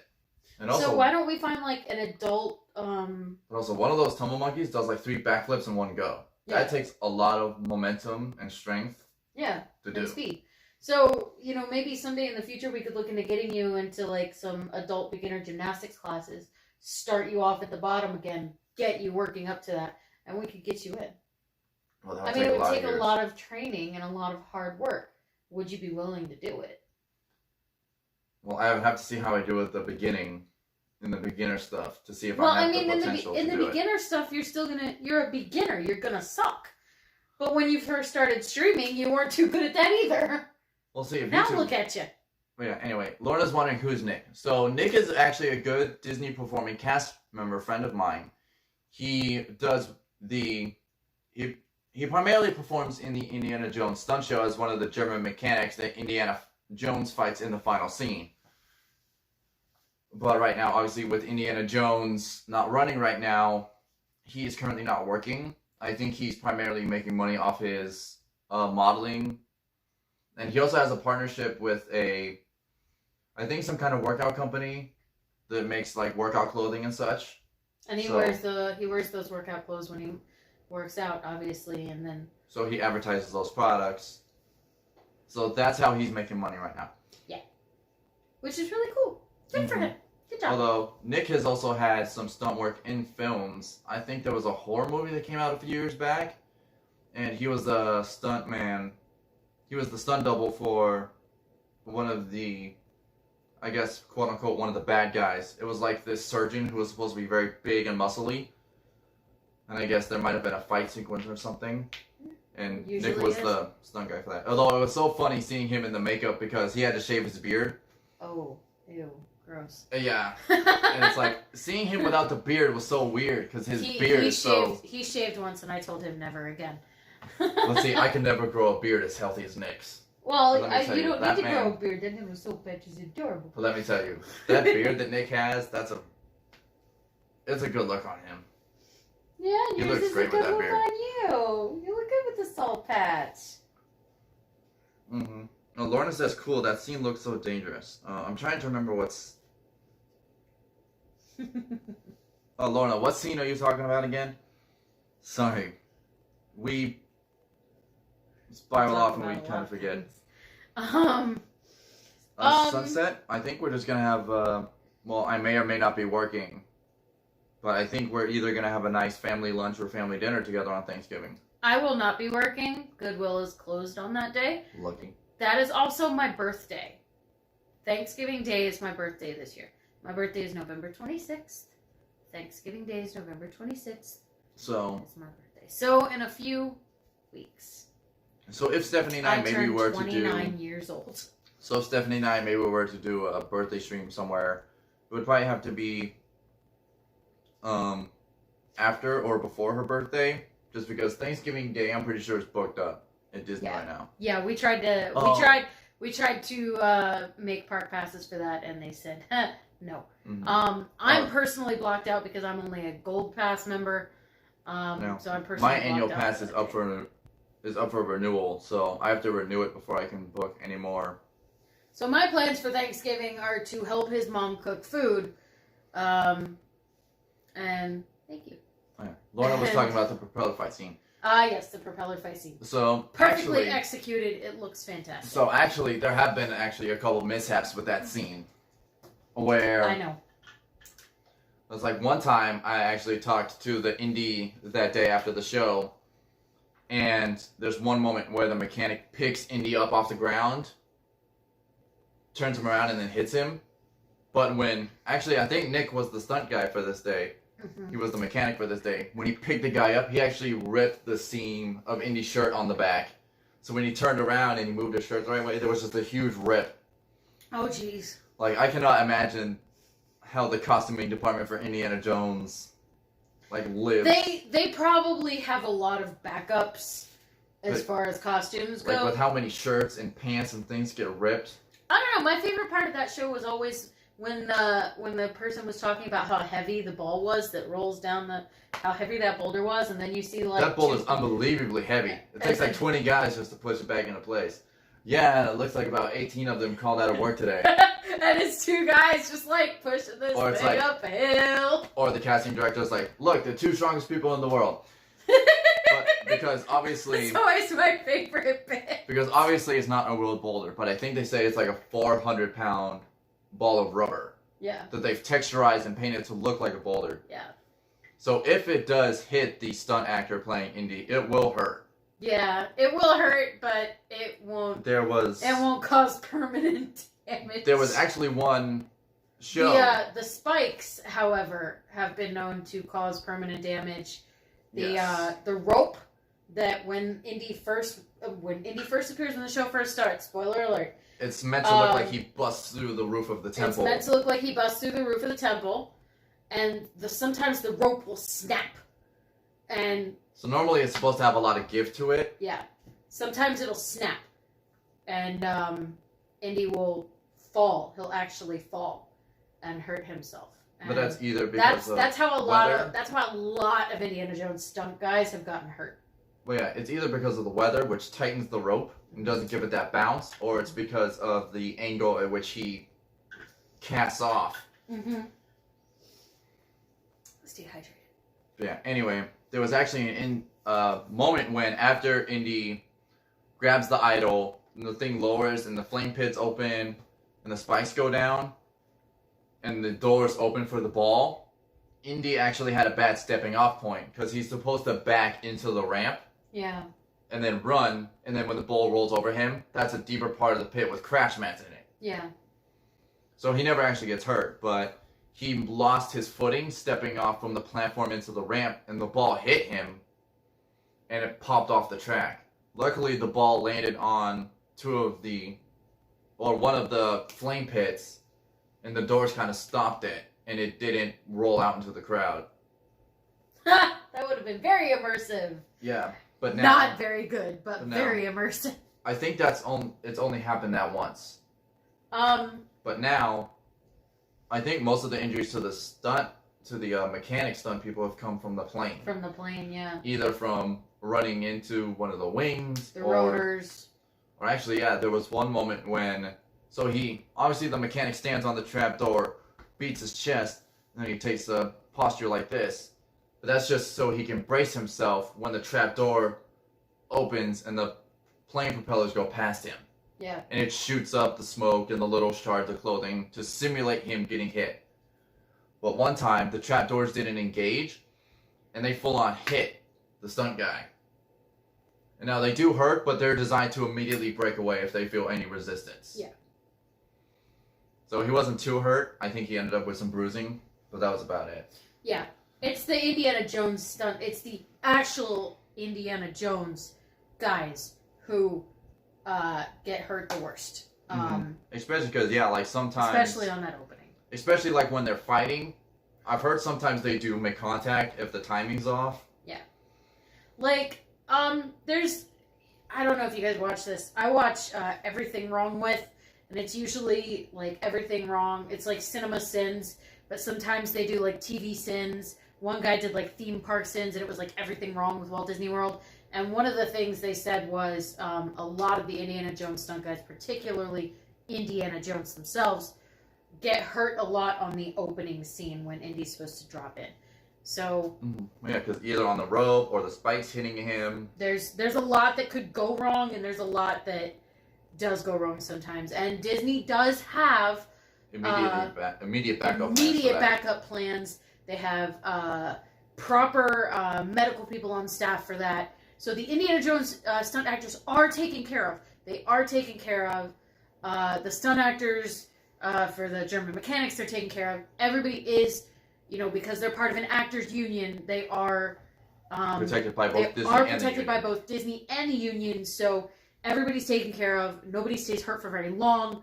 So, like, when we talk about this, we're not like, oh my god, these people are permanently disfigured for life. They're not.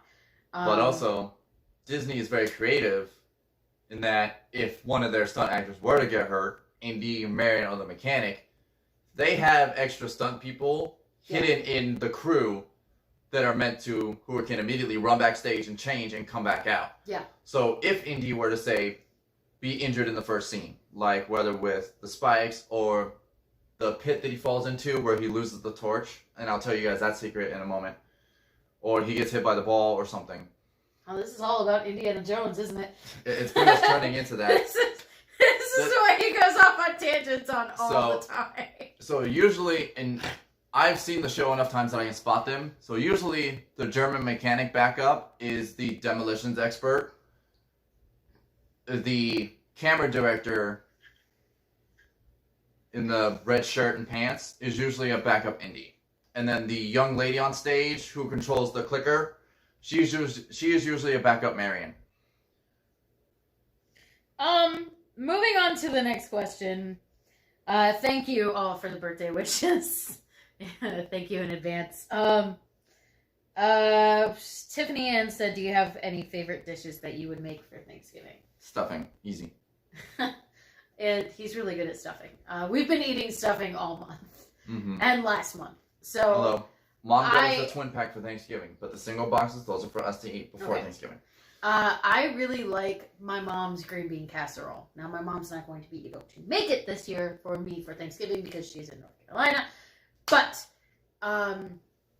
green bean casserole, I love green bean casserole. So I'm going to get her recipe from her, and we are going to make that together. But also, just real quick. So back to the whole trapdoor. Are we back on the trapdoor, Indiana Jones? Oh my god! I'm just going to tell you this one final secret, okay? Okay, you got 5 minutes. So, obviously when Indy first drops into the temple, he slides down the rope, he crouches down, he lights the torch, and then he's making his way through the temple. He clears the sand away, he reads the writing on the ground, he's like, okay, I step here. Then he missteps, he goes through the spikes, he runs up the little staircase and lands on the landing. And then he turns around, starts walking forward, he puts the torch over the skeleton of Forrestal, and he's like, he was good, he was very... And then there's a button that he steps on, and that's what engages the doors to open. And it's only like a 4-foot pit. So he drops in, and he's kneeling down, and there's a damp towel in there for him to wrap up the torch in, because it's meant to look like he dropped the torch to grab onto the vine to climb out. So he puts out the torch, he climbs up, he swings, and then he continues on. That was actually the last question, was the... Oh yeah, but Lorna was also saying, serious health and safety issues. Why don't they reduce the risk somehow? Well, because if they do the show too safe, it'll look fake. It's, okay, so MGM Studios, Hollywood studios. But it will always be MGM to us. It will always be MGM to us because we're old hats. MGM Studios is supposed to, and for a long time did, function as a working movie and television set. So there were areas where you could go into what looked like sound stages, and you would see animators. Where the Frozen sing-along is now. Where the Frozen sing-along is now used to be a it used to be like a sound show. There was a show where you could go in and Drew Carey would like walk you through how they do. He wasn't there, but he would do a voiceover of like how they do sounds and how they incorporate sounds, and you know the history I think of how people added sound to films and how they add sound to TV shows. And there was, and also in Star Wars Launch Bay.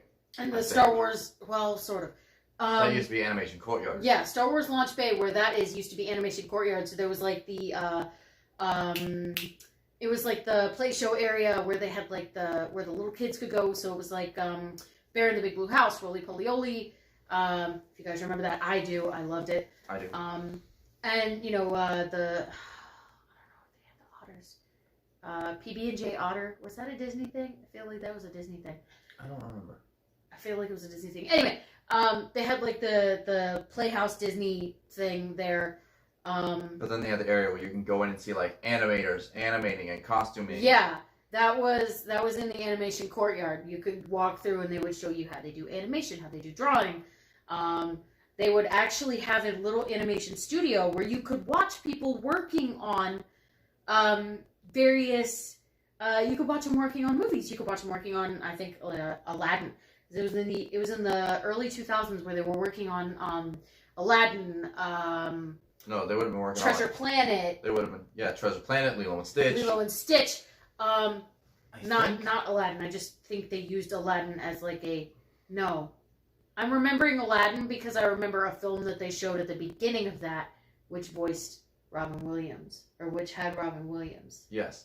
That's why I remember Aladdin in connection to that. See, because of Robin Williams. Yeah, I think it was like Treasure Planet or Lilo and Stitch was one of the final movies they actually animated there before they closed it. Now the building is still back there. Yeah, the building is still back there, and now I think it's just office space. No, it's Or is it costuming?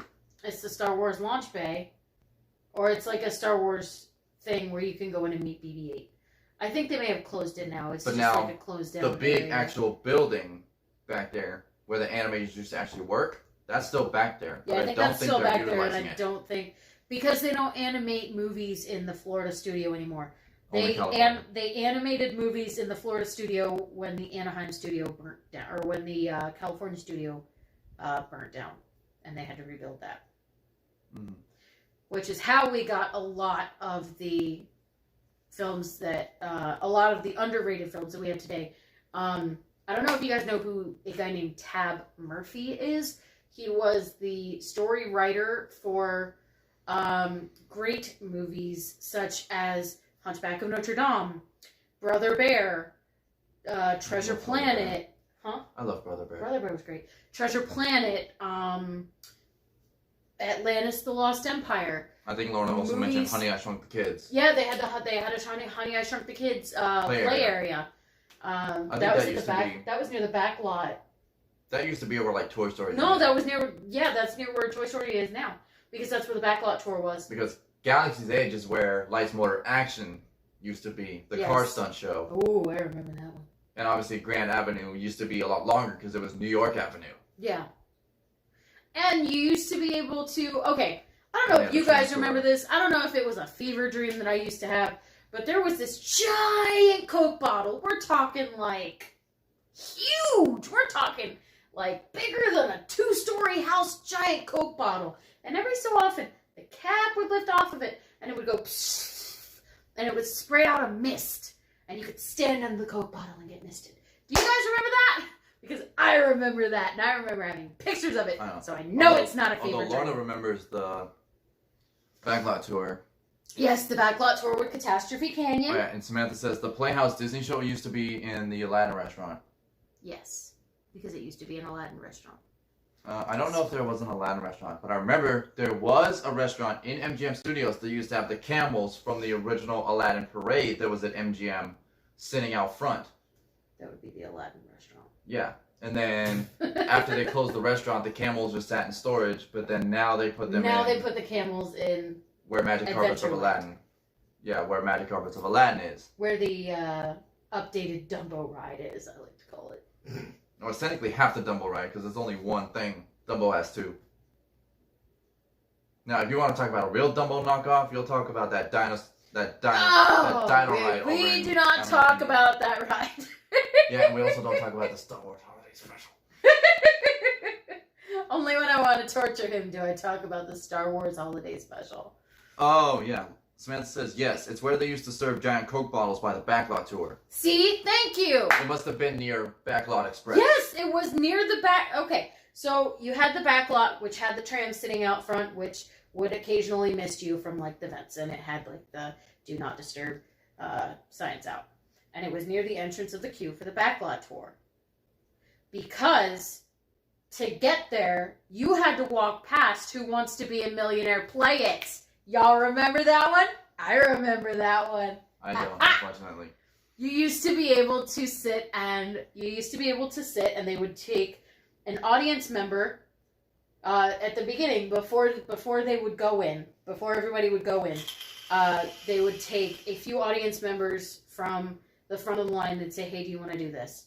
And then they'd quiz them. And then the person who won the quiz would obviously get to sit in the hot seat where they could sit there and they would be the ones answering the questions. And if you answered 1 through 100 right, you would get like a pin.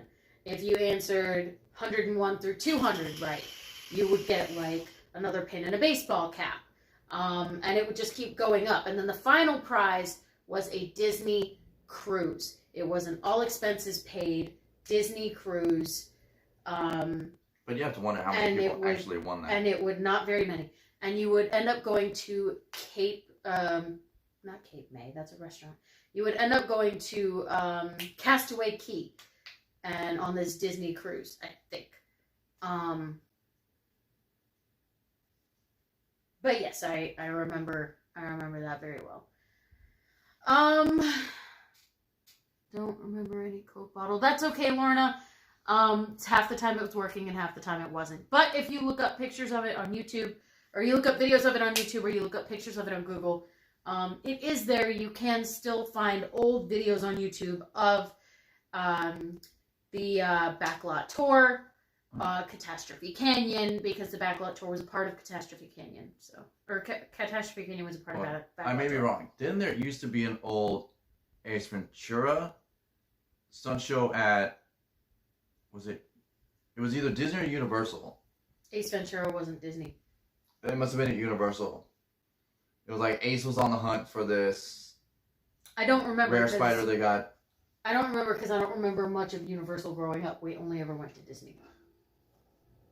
Okay, I'm trying to remember where it was, but I'm not sure. I think it was in Universal Orlando proper.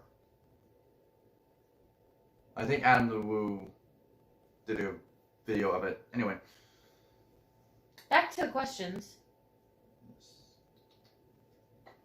When you are live streaming in the park, what do you find most difficult? Good question. Well, because carrying everything around. Well, yes, carrying everything because obviously I have all my equipment and my backpack, and most times I'll have my camelback, which adds a lot of weight. And guess who gets to hold it all when he goes on rides that he can't stream on? Or when I go to the bathroom. But most times there's the bench where you can sit down and put the bag down. Usually there's a bench where I can sit down, put the bag down. We can do the Stephanie Power Hour, which is always fun. Mm-hmm. But anyway, a hard thing for me sometimes is, and I'm not complaining, I love doing this, because obviously whenever I go to the parks, I try to have a general agenda and a list that I follow of things that I want to do. But then at the same time, I know my viewers want me to do certain attractions because it's attractions or shows that they love. So I try to incorporate my plan with what the things that people want to see. Like if you guys want to see the cavalcades when they come out, especially in the Magic Kingdom, he'll try and stay in an area where he can, and when he hears the cavalcade, he'll, hey Steph, there's a cavalcade. And he'll get up and I'll be like, okay, just go ahead. So obviously, like... he'll get up and go without me. And I'll so obviously, be like, okay, it's like, obviously, I think when we eat at Pagos Bill's, I try to eat outside. So that way, if the cavalcade comes, I can just flip the camera around real quick and show you guys the cavalcade, but I'll still be able to eat. But as well as, like, the time where we, for his birthday, when we were here, when we ate at the, that one restaurant for his birthday. Where they gave us that. No, it wasn't Be Our Guest.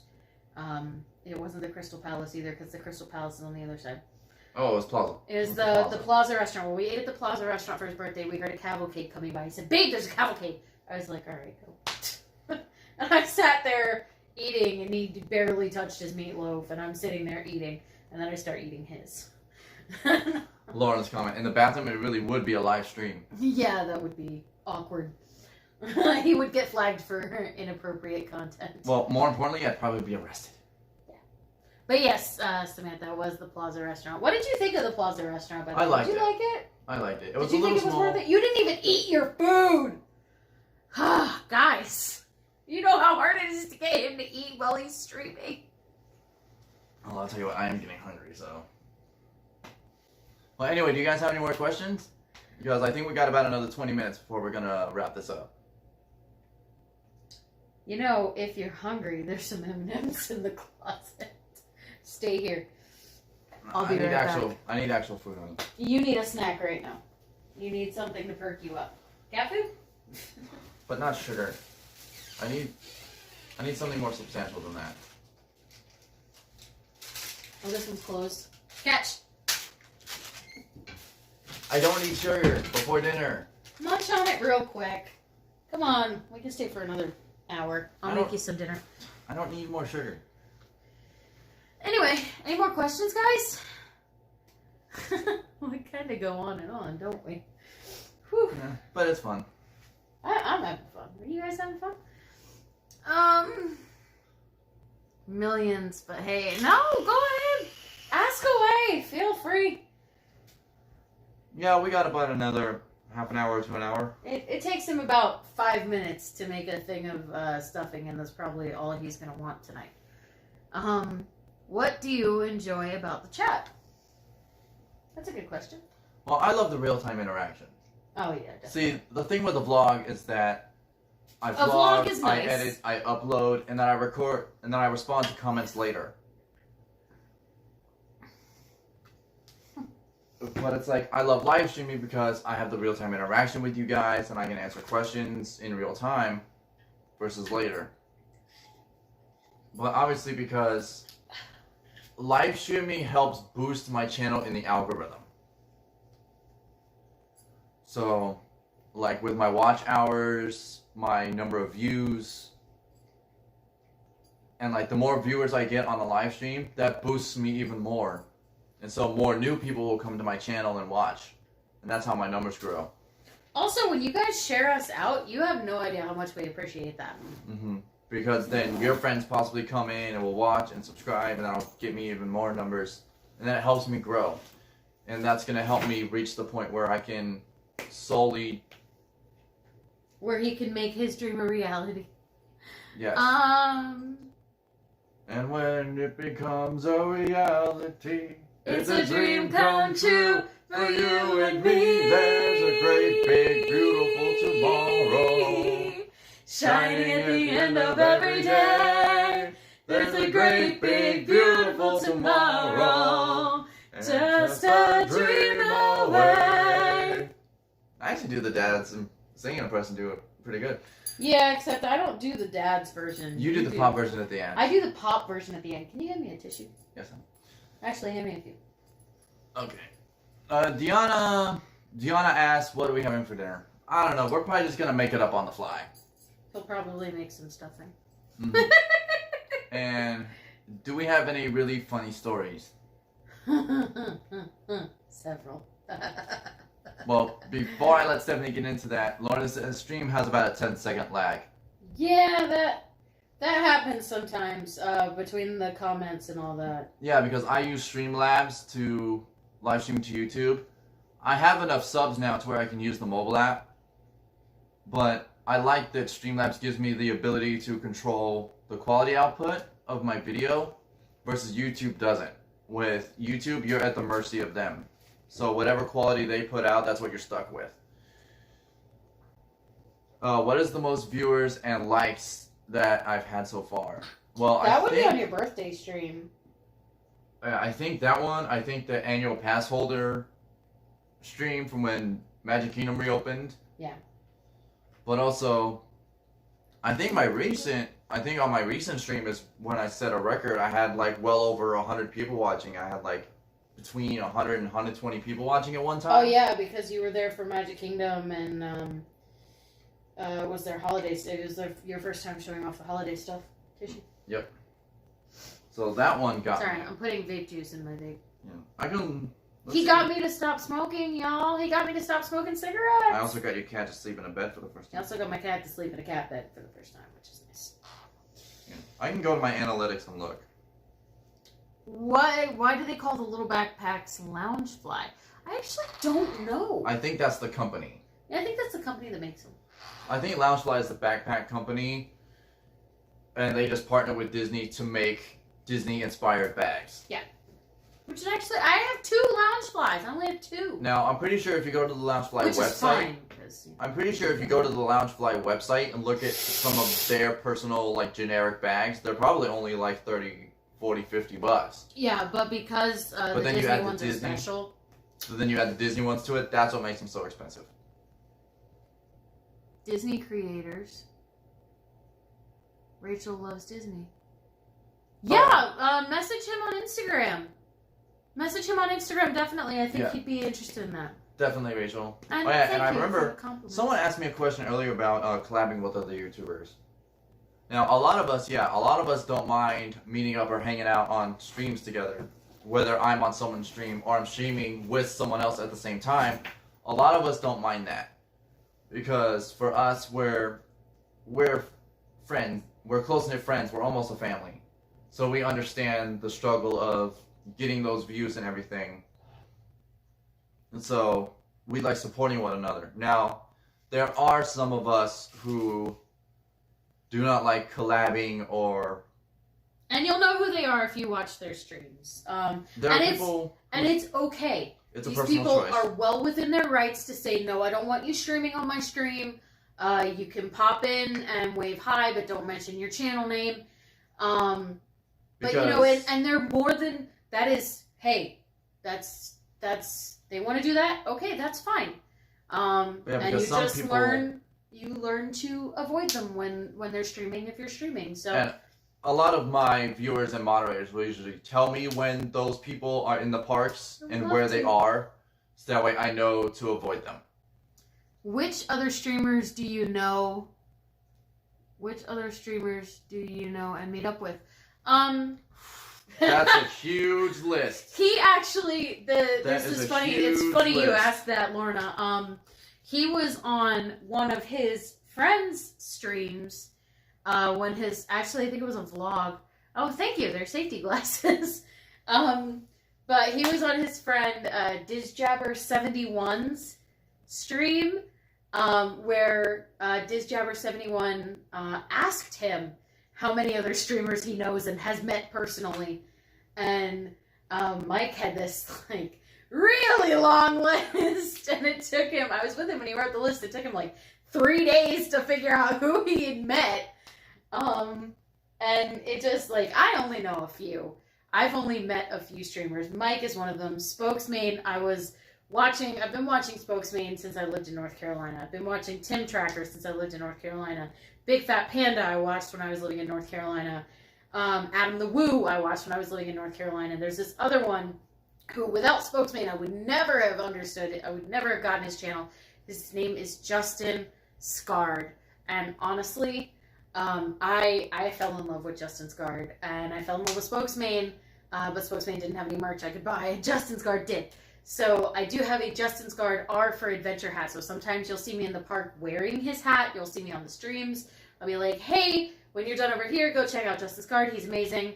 He doesn't, like, of course, you know, every streamer needs, you know, more followers. That's how they get out there. You know, it's the market. Although, in all fairness, I'm pretty sure most of my subs already follow them because they're big.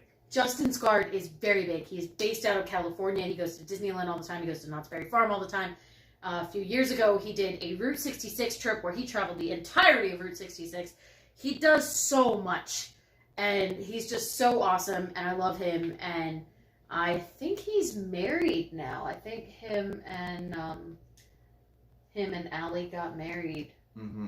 Because when he proposed, that was a vlog, too. He didn't stream that. Mm-hmm. He took her out to a beach where they like to go spend their time, and then, you know, it was just the two of them out on the beach at sunset. It was very pretty. But yeah, it's, you know, those are the very few people that I've met. I was actually with Mike, and Spokesman was streaming when I met him, and I just remember, like, oh my gosh, I died. I died. And I just, like, Mike was like, oh yeah, let's go see him, because it was the two of us hanging out. Mike was streaming. We had finished the stream. My friend Missile was there with us that day, and somebody was like, oh, hey, by the way, Spokesman is there. So we're like, oh my god, Spokesman, I want to meet Spokesman. And yet, when we actually found him, and we're in the process of walking up to him, she almost chickened out. I almost chickened out, and because she didn't want to interrupt his stream. I was like, didn't want to interrupt his stream. He looked busy, so I was like, hey, I'm sorry, Mr. Spokesman. Hi. I'm sorry, I've been watching you since I lived in North Carolina. He occasionally puts out some songs that he Welcome writes. to FLA. Okay, we gotta stop. But he occasionally puts out some songs, and a couple of the songs I downloaded to my phone, and I was singing them on repeat for the next 3 days. I was like, Spokesman! I can't believe I met Spokesman. It was great. And then I told Mike, I was like, I met Spokesman! Oh, it's so great. He was like, I thought I was your favorite streamer, and I'm like, you are, sweetheart. But I met Spokesman! I was so happy.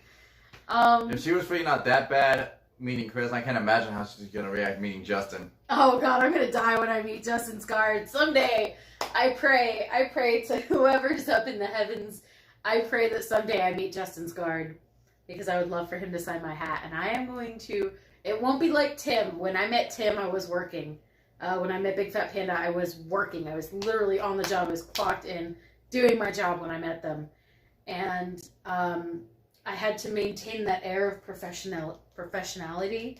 I had to be a professional. I was working. That was my job, was to escort these people to certain areas. And I came so close to breaking when I met Tim. I looked at Tim. I was like, oh my gosh, Mr. Tim, you know, me and my friends all love you. We all watch you. When you tell us about certain food items that you like, we take you seriously. We go check them out.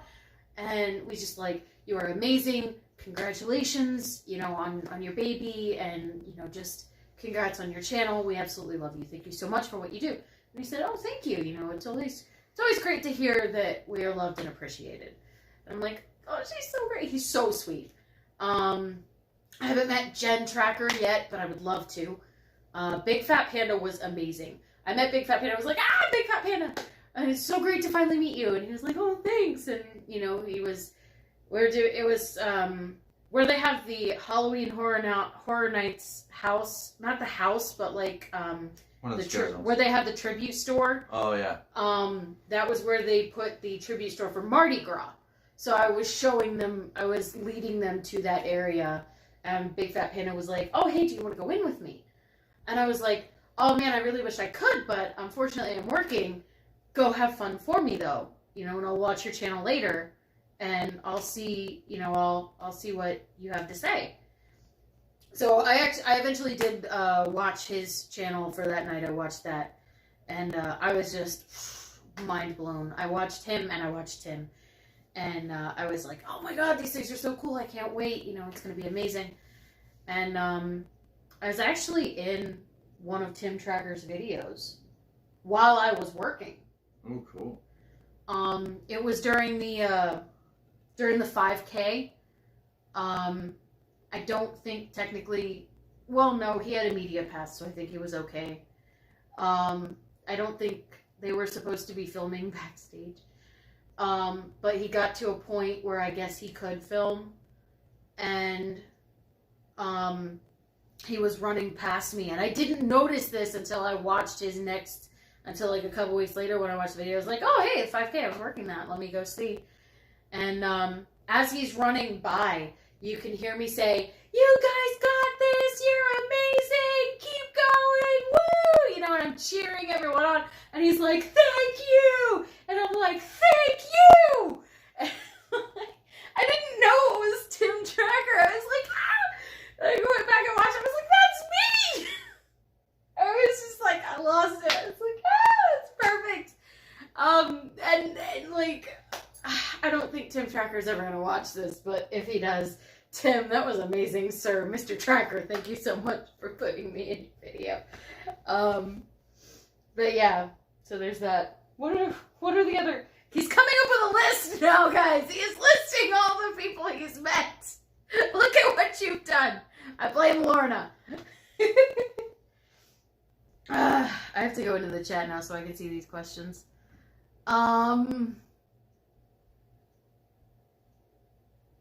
Ooh, those are some really good questions. Let me go into this chat here because he's not there. Boop boopy doop. Wow. Oh, I gotta turn my volume down so there's no feedback. So anyway, here, let me read off the list. And these are just the ones that... Now, I'm just going to read off the ones that I've met, because these are also some of my friends, but I haven't met them in person yet. So, my friends Todd and Donnie from Add Winner Slowly, Jeff from Dole Whip Dad. I've met Nate from Paging Mr. Morrow. I've met Spokesman. I've met Walt from Mouse Talk. He's a good buddy of mine. I've met Prince Charming Dev. I've met both of the trackers.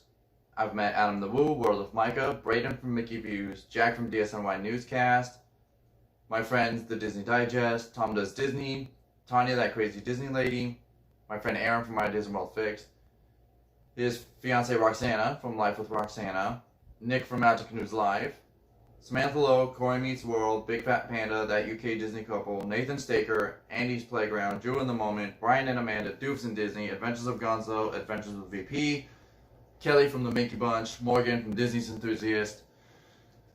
Hey Karsten! Oh wow, 2 a.m. in Germany. Guten Morgen. You're quite the night owl, aren't you, Karsten? Let me know if I said that right. I do apologize if I said it wrong. If you did, I'm my German's a little rusty. Oh yeah, I've also met Rose. No, she was in the live chat earlier. I don't know if she's still watching, but I've met her. Does Thanksgiving feel like another Christmas? Oh yeah, I've met my friend Tyler from the Gibb family. Sometimes. Oh, let's see. Who have, Oh, Tyler! I'm trying to He's recall so who else tiny. I've met in person. We love Tyler. He's adorable. Now, obviously, there are a lot of people that I'm subscribed to, or that I'm not subscribed to, that I follow on Instagram, because I can only subscribe to so many people. Because, like, obviously, I have my very close friends from YouTube that I follow. So, oh yeah, like my friends Cool K's Adventures. Oh, let's see.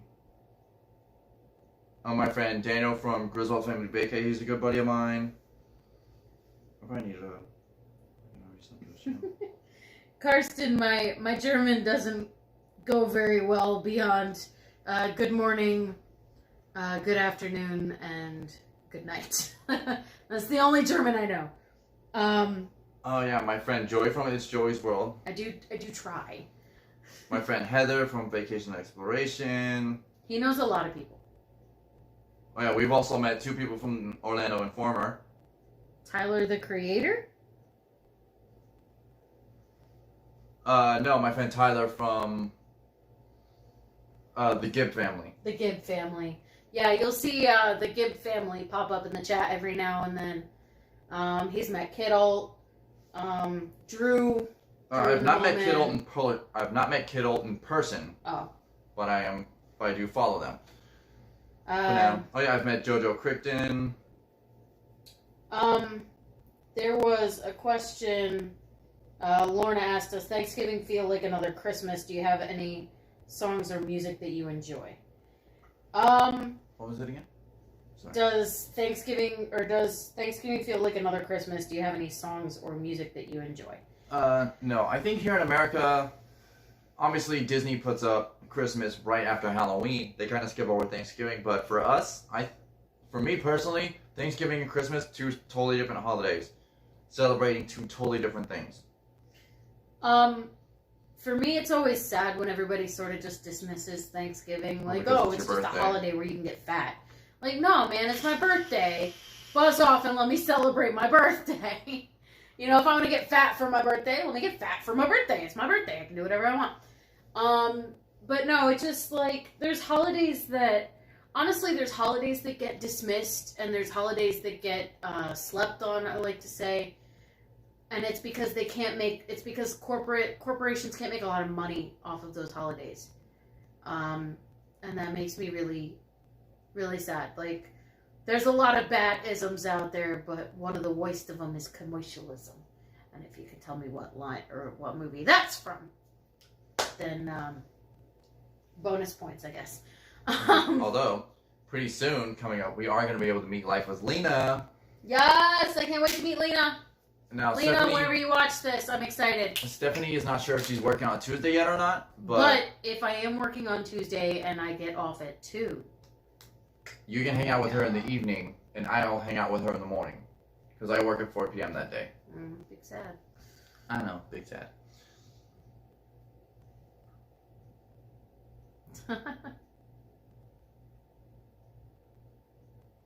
Now I just have to figure out how to pronounce it. I think certain words in the German language, they pronounce W like V. Sauerkraut. I know how to say sauerkraut because I know how to eat sauerkraut. She likes sauerkraut. I love sauerkraut. I have not made my grandmother's famous pork and sauerkraut. Not famous, but it's my grandmother's pork and sauerkraut. She uses Yingling Black and Tan.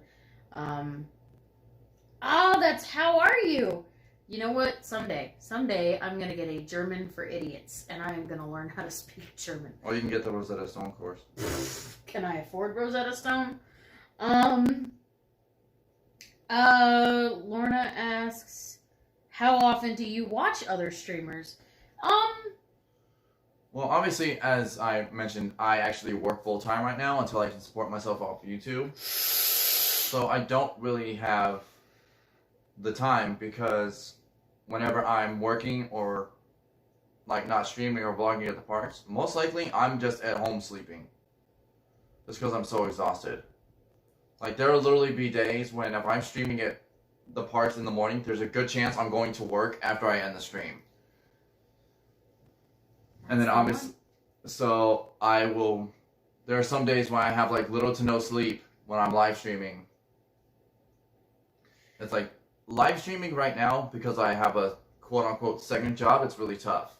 He wants to, I think until he can actually make a really good lucrative career out of live streaming, I think he should have like set days where he live streams, and then he can do... my schedule's always changing. Yeah, so what we need to do is get you on a set schedule of work, which would be great. Well, obviously with my job being in fast food, that's kind of hard to do. Well, after New Year, you could probably ask your boss, be like, hey, could I get a more set schedule? Well, I think because I'm still small right now, I think I should do at least one stream and maybe one vlog a week. Yeah, that would be cool. Because see, a vlog, I can film one day, edit it the next day, and then upload it the next. Or upload it that same day. But now, again, I miss the real-time interaction from a vlog that you get with a live stream.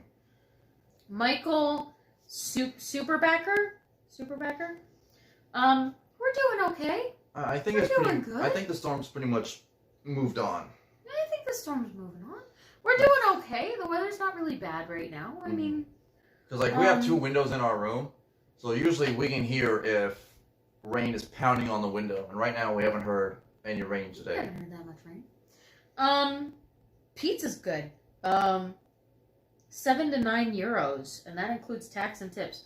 I have to figure out what euros would translate to In American dollars. What it would convert to in American dollars, but that doesn't sound too bad. Mm-hmm. But now, I do like collecting foreign money. although speaking of pizza, if any of you come down here to visit Disney, there's one Italian place that I recommend above all else. That is Via Napoli, in the Italy Pavilion of World Showcase. Their pizzas and pastas there are so phenomenal. They're so good. But if you want to go a cheaper Italian route, there's always Mama Melrose at Hollywood Studios. Oh, Mama Melrose is great. Mm-hmm. Or if you want to go even cheaper than that, there's Pizza Rizzo. Yeah, Pizza Rizzo. Which Pizza Rizzo is kind of fun. It's affordable, and you get these little like personal pizzas, and they come with like side salads or fruit. And we're not as coastal in Orlando or in Kissimmee as other parts of Florida are. We're pretty much landlocked. Or the Orlando Kissimmee area is landlocked by, oh wow, 8. Wow, that's not bad. Wow, that's great. Wow. So euros. One euro equals $1.18 for the United States dollar. So which is not that much different. It's pretty much a 1-to-1 ratio. Sort of, yeah. Anyway, all restaurants are on Corona lockdown. Karsten, I am sorry. Our restaurants aren't really on lockdown. They're more on. We're in phases. We are in phases. We're phasing. We're trying to. How far is it to the coast? I don't know. I think Cape Canaveral is probably only like an hour away. About an hour and a half, depending on traffic. So like Cape Canaveral, the Kennedy Space Center, it's all like an hour away.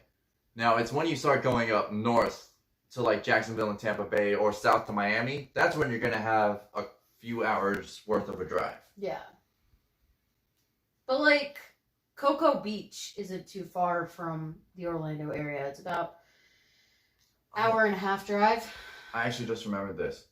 So obviously, since we're landlocked, we don't get the blunt amount of the hurricane, but we still get a lot of rain. We do get the outer bands of rain, which is kind of annoying. Disney is in an area that's very close to the beginning of the Florida Everglades. And I'm bringing this up now because I remember someone mentioning, I want to move to Florida, but I'm afraid of the gators. Do they free roam here? I haven't seen any. In this area of Florida, no. Because we're just the beginning of the Florida Everglades. Now, if you were to go further south, like between here and Miami, yeah, you'd probably see a lot more gators roaming around. The only free roaming gators I've seen are not really free roaming there at Gatorland. And we actually did a Gatorland live stream, if y'all want to go back and check that out after this one. We technically did 2. We technically did 2 because we started doing one when it was just us. But then we did a little mini impromptu stream with Savannah and Oscar, who took us into the breeding marsh and let us feed. They let Mike feed the gators. And like it wasn't just 2 or 3 little 6-foot gators. Well over 50 gators. It was probably around. These honkers were huge. Really? They were big. Wow. Because the breeding marsh, I think they said, hold 130 alligators, 30 of which are big dominant males. And I think the only reason the males don't fight is because they have so many females to choose from. They don't need to fight for territory and breeding rights. We do not live in Miami, Karsten. I don't even think we live near Miami. I can honestly say I've never been to Miami since I moved here. And we probably never will. It would be fun to do like a weekend thing, but I couldn't imagine living there. It'd be fun to do like a weekend sort of staycation in Miami to go to. But it's expensive. But another place I want to go to is St. Augustine. I love St. Augustine because I love the historical aspect of St. Augustine. We actually have a friend who lives in St. Augustine. I will tell you that after the stream. Okay. For privacy reasons. Cool. But also, yeah, just because real estate in Miami is very expensive. Like, even staying at a hotel is very expensive. Yeah, over near Cape Canaveral, anywhere near water, near the Everglades, near the Capes, there's going to be a lot more wildlife. Here, I think There's probably going to be more gators and American crocodiles. Here, I think the wildest of wildlife that we see is like those little white birds that roam around Disney and yeah, scavenge food off people. Squirrels. I saw a hawk. I saw one hawk in the tree out on our back patio. I saw one hawk. Yeah, St. Augustine's actually, I went there a long time ago as a kid, and earlier in the stream I said that my 29th birthday is coming up. I tell people that I'm turning 29 and they look at me like I'm growing an extra head. Yes, I am turning 29. I was born in 1991.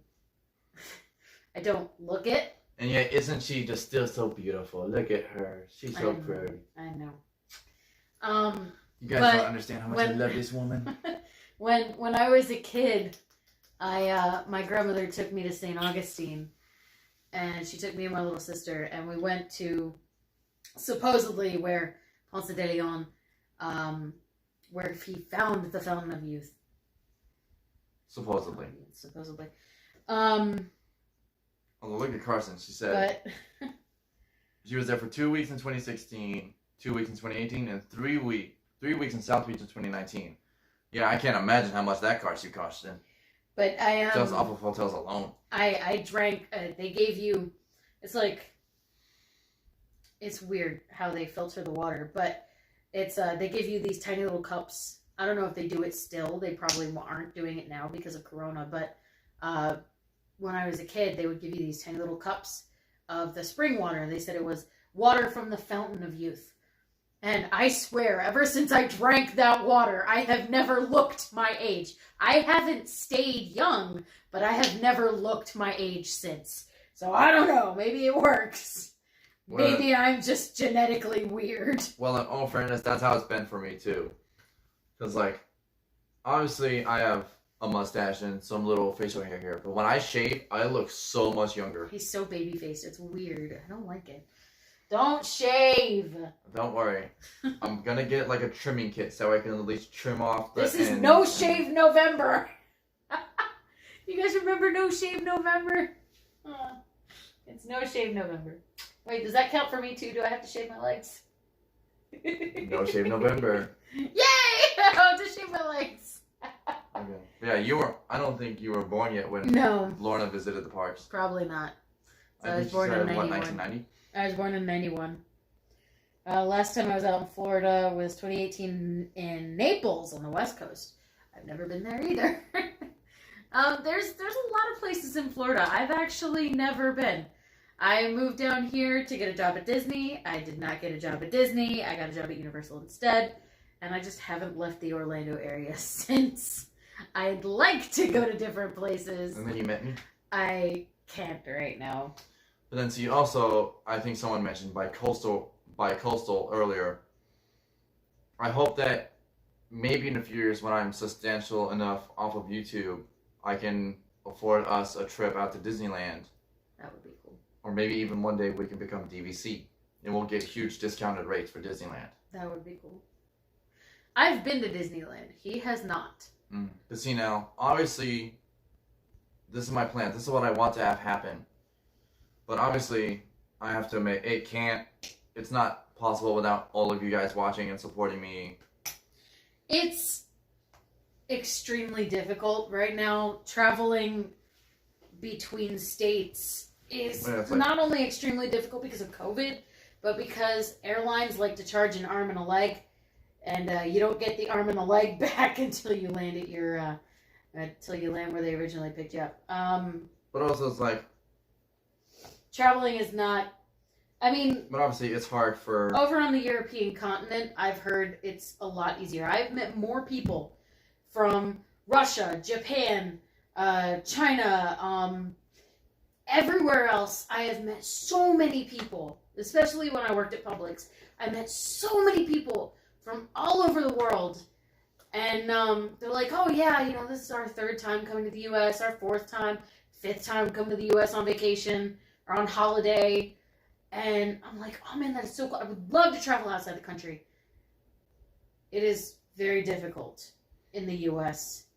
Literally, unless you have a lot of money. It's like literally to travel outside the country. Literally, I think a flight from the U.S. to Australia ranges from like $800 to $2,000. Yeah, and obviously it's a long flight. Flying within the country is expensive enough. Flying outside of the country, and I mean, I think 9 times out of 10, if you fly to Australia, for us, we would have to fly to LA and then transfer planes to get a plane over to Australia. Either that or we would fly to somewhere in England or something and catch a plane there. Lorna says it's about $600 to get to the U.S. It would cost a lot of money. Yeah, I think from the U.S. Now I looked this up once because I was just slightly curious. I wasn't planning on it. I looked up a flight from Colorado to Australia because I was living in Colorado at the time. It said I would have to fly from Colorado to LAX, which is the Los Angeles International Airport, and then transfer planes over to Australia. And that was like a $2,000 flight. And I think it was something like, I don't know, 12 hours, 12 to 15 hours. See, I could spend a long time on a plane. I get on a plane, I get on a bus, I sit in the passenger seat of a car. Mike can tell you, I will pass out. I'll just, soon as you hit the road, I am gone. And I do it on an airplane, can do it on a boat, can do it on a bus. I can fall asleep in any moving vehicle. Hey, look, Carson says from Miami or Atlanta to Germany to Dusseldorf International, nonstop is a 9-hour flight. I can sleep for 9 hours. So I'm betting, I think flying from... I can read a book for 9 hours. I can read a book in an hour. Oh, honey. For the other 8 hours, I can sleep. I mean, how long was your flight from here to Vegas? About an hour and a half at the most. From here to Vegas? It wasn't that long. Okay, maybe 2 hours. I was about to say, yeah, that's going to be like a 2.5 hour flight. Maybe 2.5 hours. Yeah. I don't remember. I was asleep during the whole thing. So I got on the plane. I was out, and then I woke up, and we were there. Yeah, I think a flight from here to LAX would be like 3 to 4 hours. And then if you fly, and then I think a flight from here to Australia would be like another 10 hours. Yeah. And also that's expensive. Yeah, it is. It's expensive. If you are traveling from the U.S. to anywhere else, it is very expensive. And on top of that, we would have to get passports, and we would have to, even if there wasn't a worldwide pandemic going on now, we would have to jump through a lot of hoops. And quite honestly, us being millennials, it's difficult. We would have to save up a lot. Think when Carl and Ellie from the movie Up wanted to go to South America. They had that jar that said Paradise Falls. We would have to do something like that. And honestly, we'd have to save up our pennies, and it would take a very long time. Mm-hmm. And, you never know what's going to happen on any given day. He could blow a tire. I could break a leg. It's just life in general is slightly difficult sometimes when you don't know what it's throwing at you. But also, even if you do know what it's throwing at you, by the time you make ends meet, they move the ends. And as much as we would love to travel, unless we hit the mega billion lottery, Carson we probably wouldn't be able to get there. Last year, when she spent I was in a big set, 24 nights, 2,500 euros, which would probably be between $300 to $3,500 American. Mm-hmm. If I'm doing my math right. Oh, and there was a question in here. Lorna posed, do you know of any decent cheap hotels near Disney? Well, even here at Disney, they have decent affordable hotels. They have the All-Star Resorts, which unfortunately aren't open right now, but hopefully they will be in the near future. They have Art of Animation. They have. There's some hotels near where we live, and we live like 10 minutes away from the main entrance of Disney, from the main gate. So there are a lot of So there's off-site. some decent off-site hotels if you want to stay off-site. Most people, if they're coming from out of the country or if they're coming from anywhere else within the country, I recommend that they stay on Disney property, even if you have to stay at like a cheap hotel like Art of Animation, Pop Century. Because most times, if you stay at an off-site hotel, I did this once, Good question, Lorna. and literally there was only one shuttle bus Hey, Kelsey. that ran from your hotel to the park, and it would only run one time a day to take you to the park and to bring you back. Yeah. And So if and it was you come annoying and you because- stay off site, you would probably want to stay near someone who could go to the parks with you all the time and pick you up. And also because when I did that out-of-state trip and I or stayed have money off-site, for a cab or an Uber. so when I stayed at that off-site hotel, I lost my train of thought. When you stayed at the off-site hotel, they had a shuttle. Yeah. So when my mom and I went to Epcot, the shuttle would leave before Epcot Forever would start. So my mom and I would be out there in the parking lot getting on the shuttle, and we would just see the fireworks going off behind Spaceship Earth. And it killed us that we couldn't even stay to watch Epcot Forever. And also, it was like the same thing with Happily Ever After or anything like that. It drove us crazy. So your best bet is to stay at an affordable on-site Disney hotel. Art of Animation. What's the one with the different decades? Pop Century. Pop Century. The All-Star Resorts. All-Star Resorts, when they open up, are honestly the best bet because the All-Star Resorts, Aren't they technically the cheapest? they are the cheapest. They call them value priced. They don't call them cheap. And they don't call the higher priced ones expensive either. They call them the upper tier. There's value, moderate,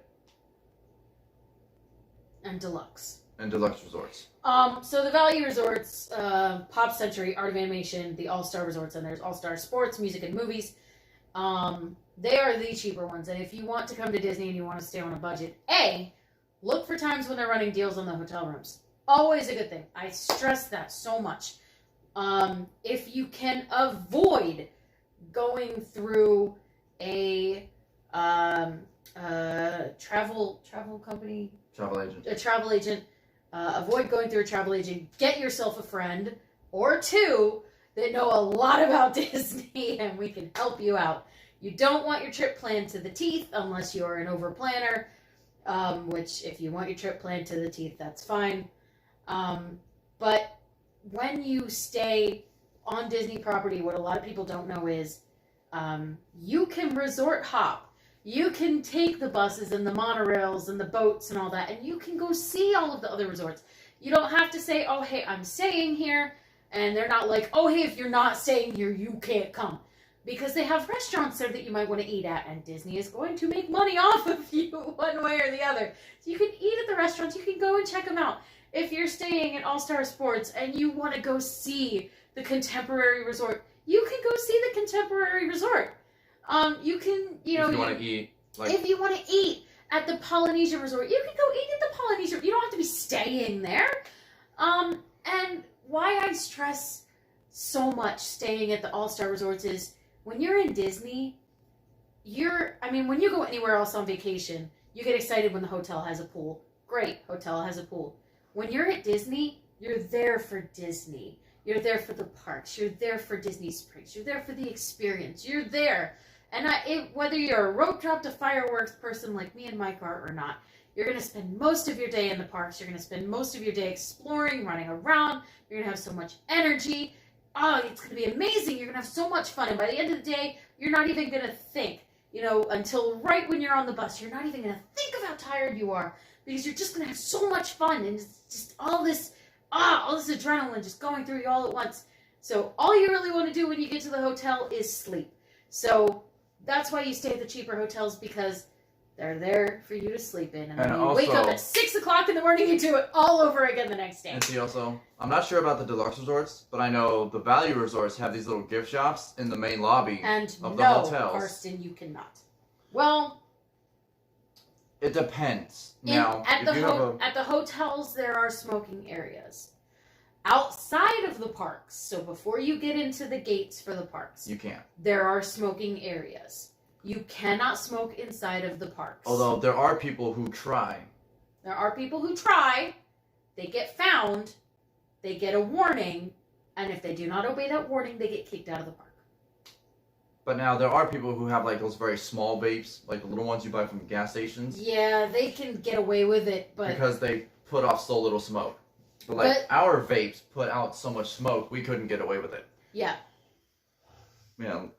Lorna was also saying that their healthcare's free in the UK, which must be nice. Lucky. But I think that's because they get taxed more. Yeah. And, Well, and you by know paying what? those taxes, Well, you know they what? get free healthcare. If I had to pay more in taxes so some kid could have heart surgery, I'm okay with that. I agree. I'm okay with So that. would I. Because somebody else is paying more in taxes so that I could have surgery. That'd be fine.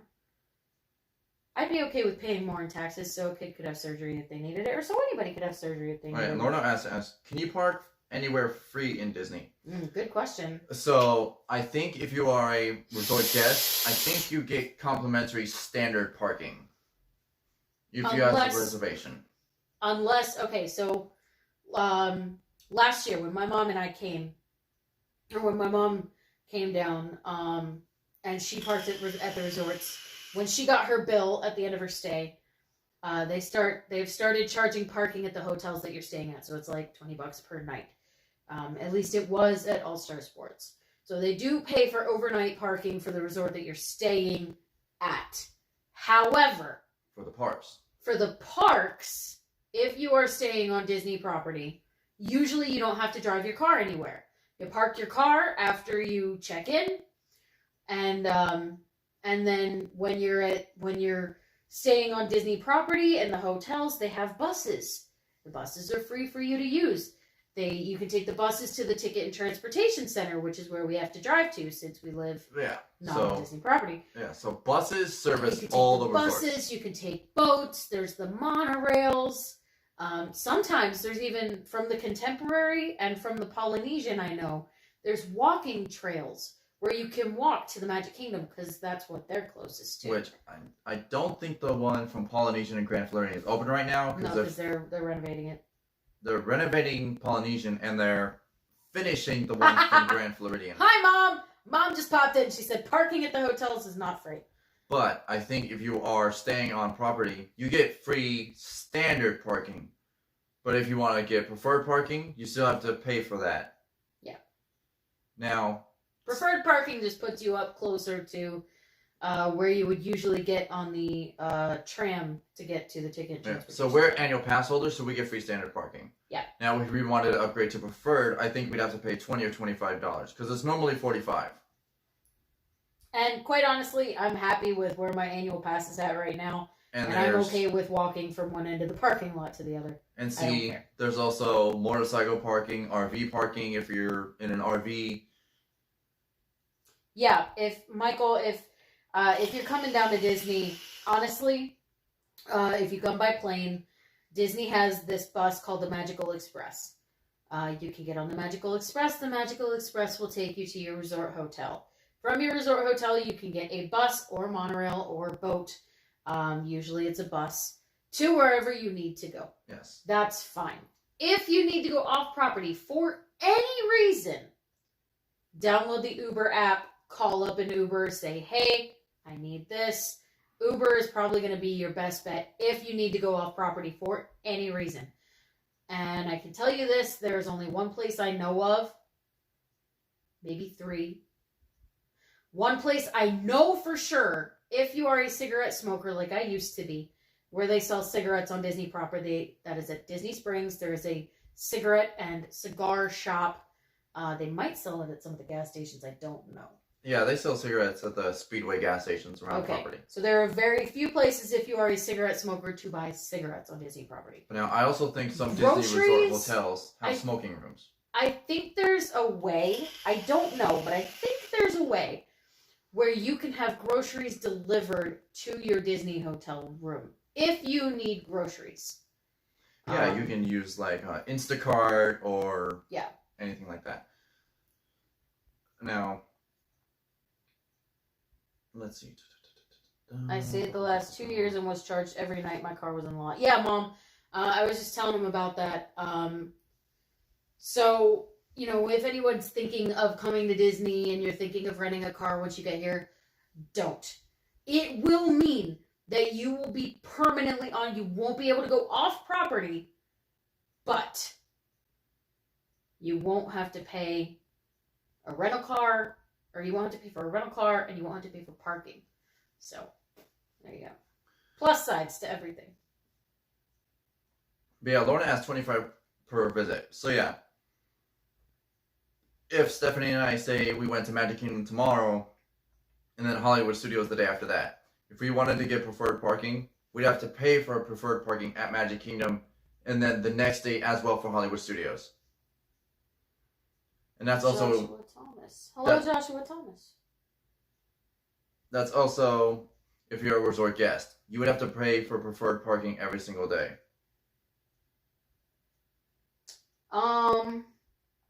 I remember the hotel had unlimited free drinks and food was included. That may have just been because you were on a class trip. So they might have packages like that for like big groups, like class trips and stuff. Also, they might have had the dining plan. But honestly, I don't think they have stuff like that for like average Joes like us. No. But now, obviously, if you are staying at one of the value resorts, a dining plan is the way to go. Because the money you save on the hotel versus like staying at Contemporary versus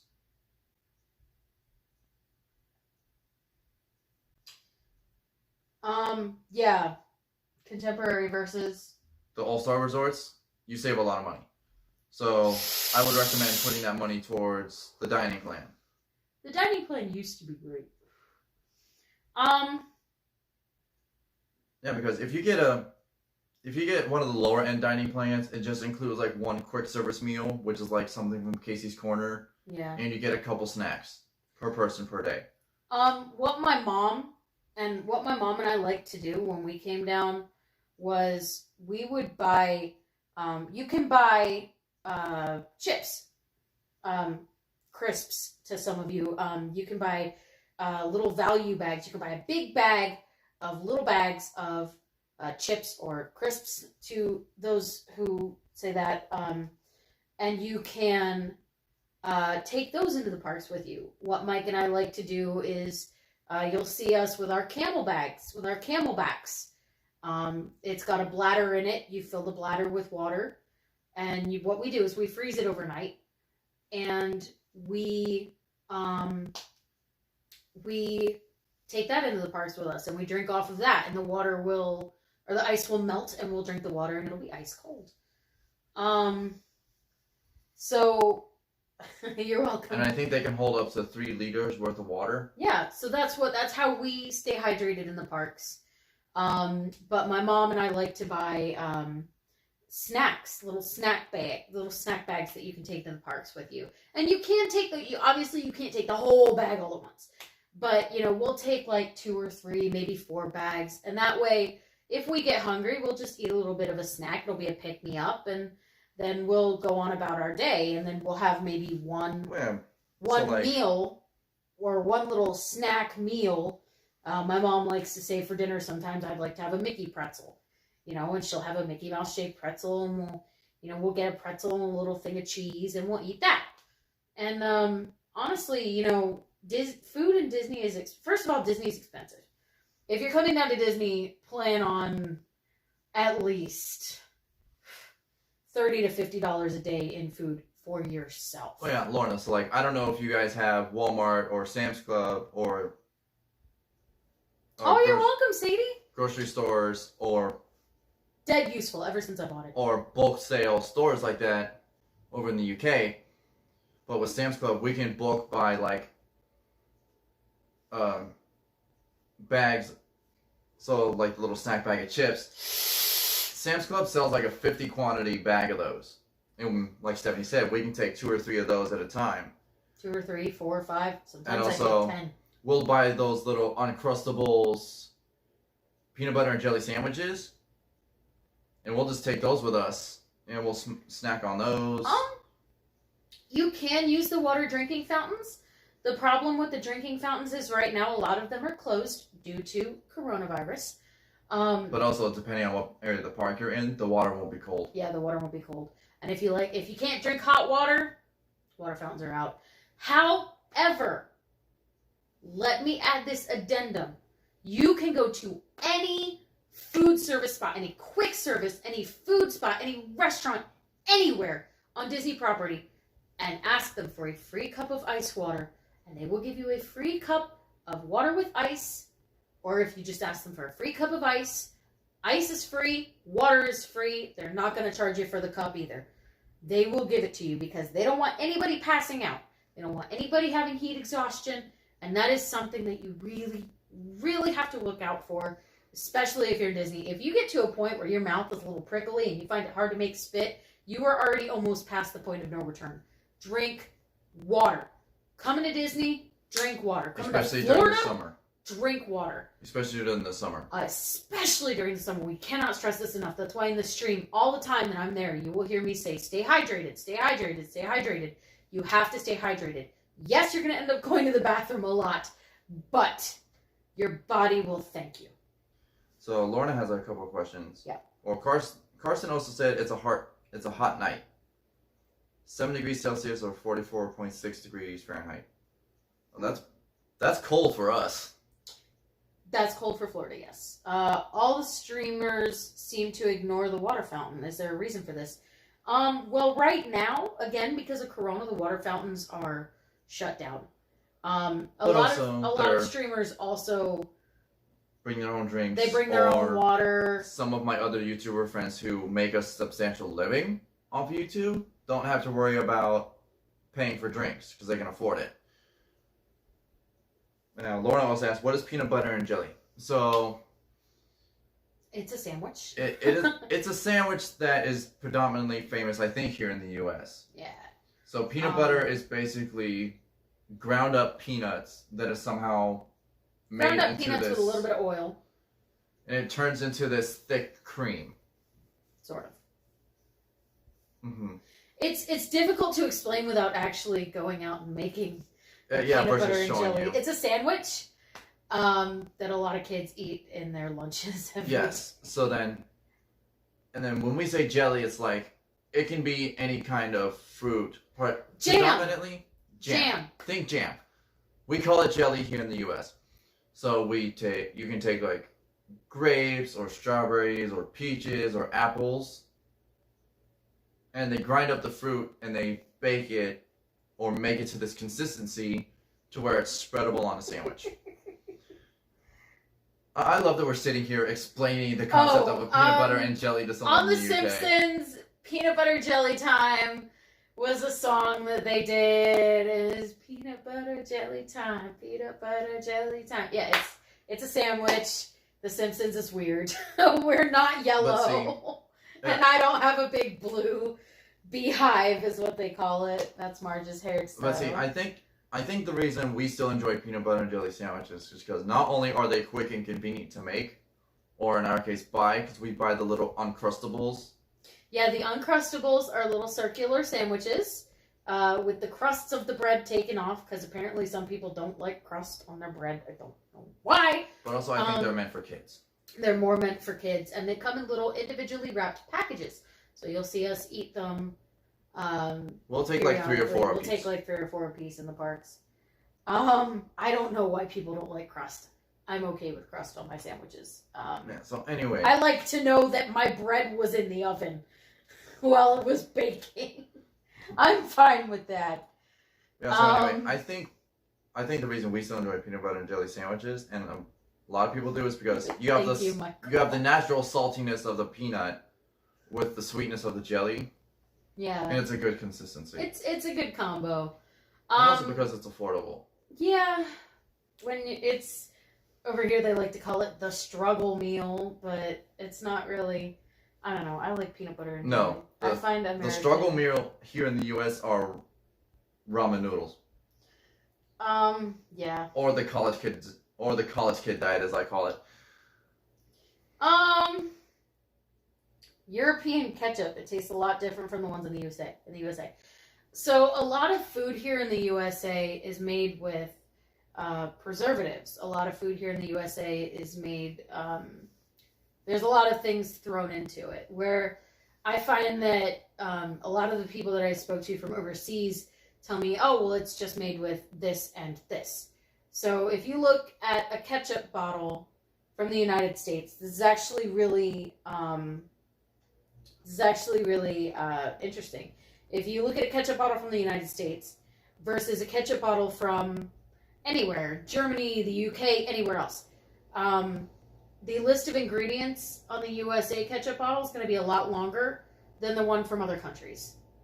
So, you guys, it would be like, do we have salad cream and custard? I think here in the U.S. we call salad cream dressing. Yeah, we call it dressing. So we have ranch dressing. Because the USA is very weird. Yes, so we have things like ranch dressing, which is more, I think, milk-based.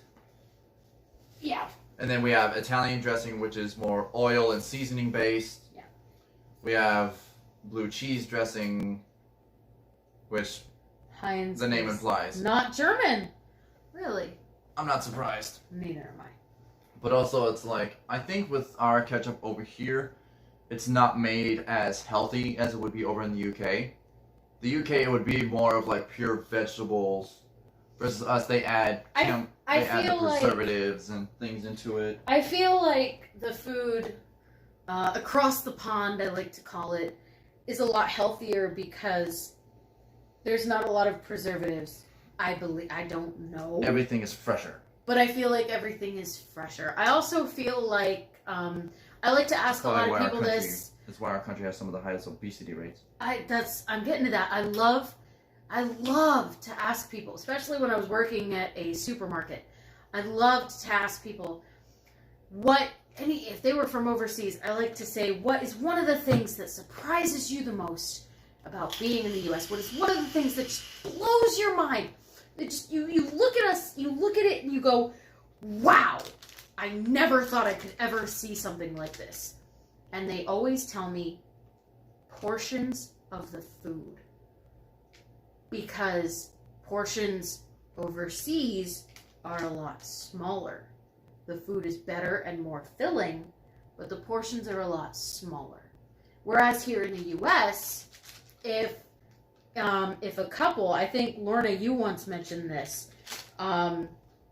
if you were to get, if you and maybe your date were to get a kid's meal at like a regular sit-down restaurant, at a proper sit-down restaurant, you'd end up taking half of it home because there's just so much. Whereas here in the U.S., we look at a kid's meal and we laugh it off because we could have it done like that and go back for more. Because it's always like a little, like for example at McDonald's, a kid's meal will have like 4 nuggets, a little baby serving of fries, and a little tiny cup like this of soda, or a little like 8 ounce carton of milk, and that's gone like that. Yeah, see, we look at that and we're like, we're good. Is that it? But of course, is that all you're feeding us? What? We're gonna go hungry. The portion is small, but the trade-off is with all of the preservatives and fats and chemicals and things that they add to the food. It makes you want more. And that's why we have some of the highest obesity rates. That's why we have some of the highest, especially high childhood obesity. Like, I'll read this here. Like, even these little simple bag of M&Ms. Like, it doesn't even have just straight, like, sugar, cocoa, milk, peanuts. It's got skim milk, milk fat, lactose, added sugar, lecithin, calcium, salt, artificial and natural flavors, whatever that means, partially defatted peanuts, palm Morrison's. oil, hydrogenated palm kernel Hey, oil, Teresa. cornstarch, dextrose, propylgallate to maintain freshness, carnauba wax, whatever that is. In other words, I don't know if you guys can see, Junk food, as we call but it here in there's the a US. whole lot of ingredients on that list. Hey guys.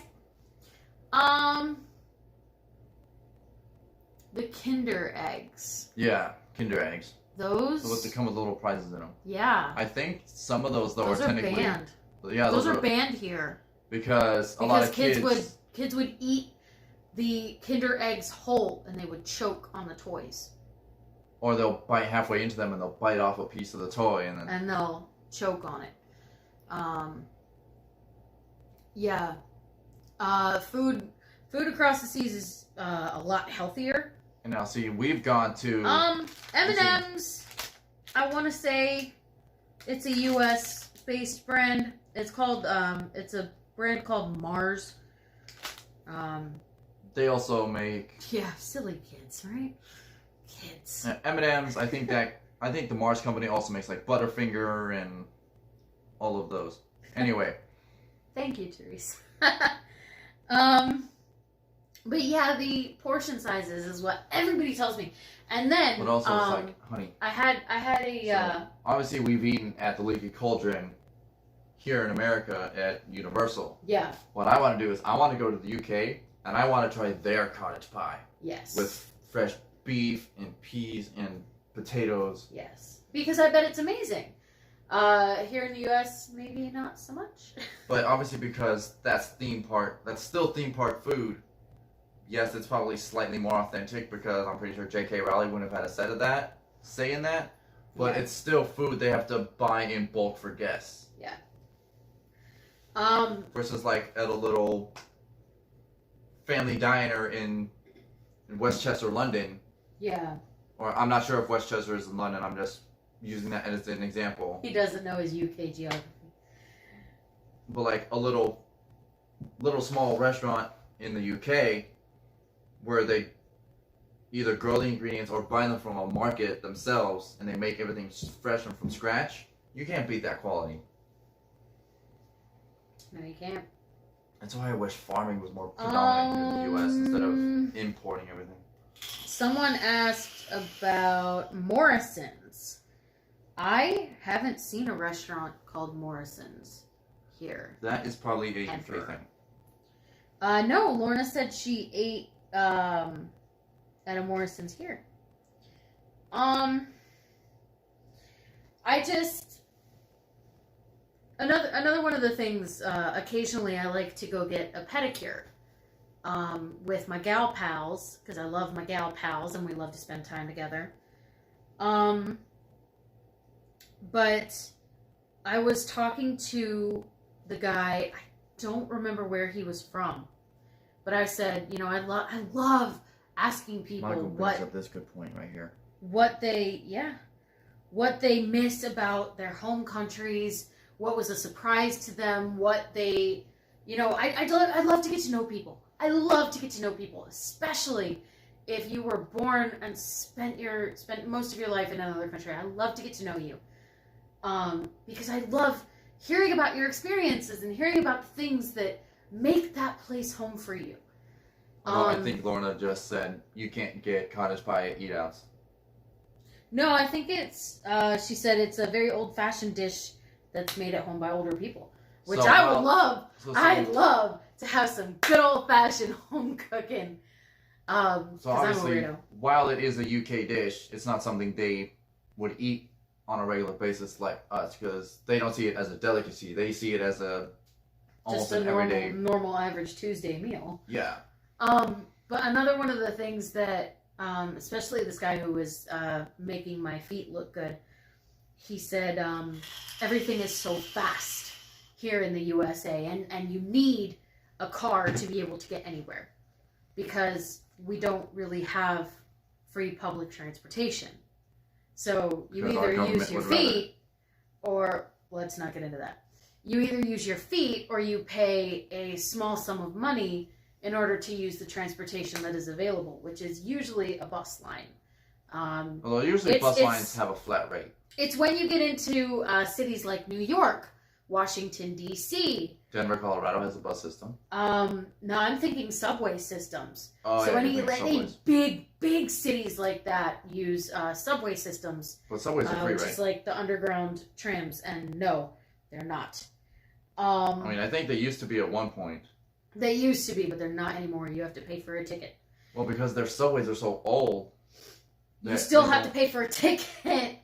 But that's because their subways are so old, and they can't afford new ones, so they make people pay just to upkeep the old subways. You're missing the point, though. Our public transportation is not free. And you almost need to have a car and a driver's license to be able to get anywhere. Whereas I guess other places around the world, if you can hop on a bus to get somewhere, maybe you pay a small bus fee or a small, and you can just go. And you know what's funny is, I noticed Carson's comment of, in Germany we only have 3 forms of M&M. Peanut, chocolate, and crispy. Versus here in the US we have like caramel and chocolate brownie and this, that, and the other. Because in America, if we're going to have options for getting fat, we like to have a lot of options for getting fat. Literally, I did some like grocery shopping earlier, and our Walmart normally only has one candy aisle. And it'll just have like, I guess, share size bags of generic candies. But during the holidays, forget it. In addition to the normal candy aisle, these grocery stores will open a whole nother aisle specifically for just holiday candy. Halloween, Christmas, 4th of July, what have you. So like in a lot of big cities like New York City, like Washington, D.C., obviously you can get out of having a car. You can walk around anywhere because they're big cities. A lot of things are close by and high up. That's how I like to see the cities. The cities are close together and really, really tall. But further out and more into the rural areas, you almost have to have your own mode of transportation. You have to have a car. And that's why a lot of jobs, especially here in Florida, especially in North Carolina, where there's a lot of farming communities, they ask you, do you have your own mode of transportation? That is one of on almost every job application I have ever filled out in North Carolina or here in Florida. Do you have your own mode of transportation? Is it reliable? Because you have to be able to find your own way to work. And some people, like at my current job, yes, Lorna, candy does include chocolate. And unfortunately, yes, Americans do love sugar. Christina says, did you get a chance to ship? I'm shipping it out first thing tomorrow morning. As well as Ryan. Yes, Americans love sugar. And as well, I have one Patreon here on my channel, Ryan McCann. Ryan, if you're watching this now or you watch it back later, I plan on mailing out your shirt tomorrow as well. And I'm also throwing in a little extra gift because of the lateness in which I am shipping it. Yes, Americans love their sugar. If you watch how we make our coffee, well, all except for my stepdad. My stepdad brews the coffee, drinks it, that's it. Literally, it's to the point where Americans with our coffee, it's like, hey, do you want some coffee with your cream and sugar? Yeah. It's not even, do you want cream and sugar with your coffee? It's, do you want coffee with your cream and sugar? Sadie asks, where was you guys' favorite place to vacation, non-Disney related? Non-Disney related. That is a very good question. I actually did visit Washington, D.C. once because my father, God rest his soul, was a soldier and he unfortunately passed while in service. So he's buried at Arlington Cemetery, and I had been wanting to go there ever since I was little. And when I was living in foster care, my foster mom and I took a little 4 or 5 day trip out to Washington. I got to go see the Smithsonian and the White House, the Capitol building, the reflecting pool, the Lincoln Memorial, Jefferson Memorial. But I also got to visit my dad's grave. That was all very pretty. When I went to Washington, D.C. for the first time, I was 10 years old. And I didn't get to do a lot, but we did go to the Ford's Theater where Lincoln was the night he got shot. I never got to see the Ford's Theater. Oh, I got to see that. They have an underground museum where they have the pillow that Lincoln laid his head on as he was dying, and you can see the outline of his face, and his nose was very prominent, his chin was very prominent. Well, that was because of his beard. But my favorite place to vacation that is not Disney is Tennessee. I love going to Tennessee, particularly this one little area in Tennessee called, I think it's Pigeon Forge. And there was a hotel where I stayed called the Inn at Christmas Place. And they actually have a paper with the phone number for the company that makes their mattresses and pillows. Because their mattress, everybody would ask them, oh my gosh, these pillows and mattresses are amazing. It's like sleeping on a feather. It's beautiful. And they actually printed it. I got so sick and tired of giving these numbers out. They printed it out on a piece of paper and stuck it in the hotel room. And every night before, everybody typically goes to sleep, so around 8 o'clock in the evening after dinner time, they have this Santa Claus that comes out, and he sits in front of a glockenspiel, the tree right next to it, and he plays on his guitar classic Christmas songs, and even some country, what they call country Christmas songs. So by bands like Alabama and stuff like that. Big and Rich, Brad Paisley. No, not Big and Rich and Brad Paisley. Just like that one classic Alabama song called Christmas in Dixie is the one I remember. Oh, okay. But he'll sit there and he'll play a few Christmas songs. And on the tree they have this little thing, which is, it's like those number blocks that say days until Christmas. And they will count down. They'll change it every single day, days until Christmas. And I just remember staying there. I remember waking up in the morning, going outside, and watching the sun rise against the mountains.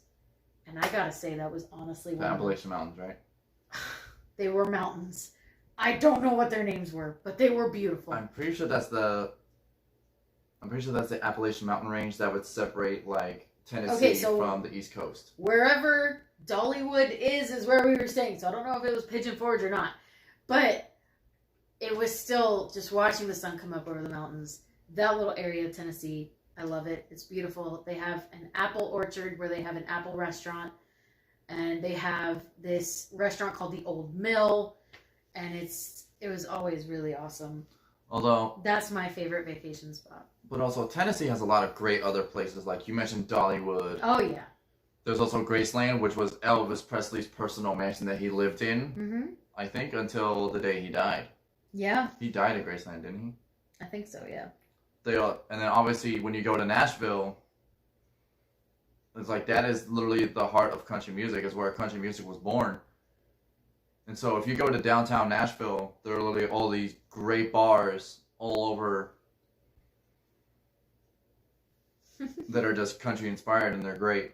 Now, a lot of them are owned by country singers. Yeah. But now the smaller places are great because they have such a more personable feel. Lorna, when you come to America, I really think you should do a cross-country American trek. Not just staying in one spot, but like just going everywhere. Travel Route 66. There's some beautiful scenic, historic places. You can go through Mississippi. Off of Route 66. Route 66 takes you from one end of the country all the way to the other.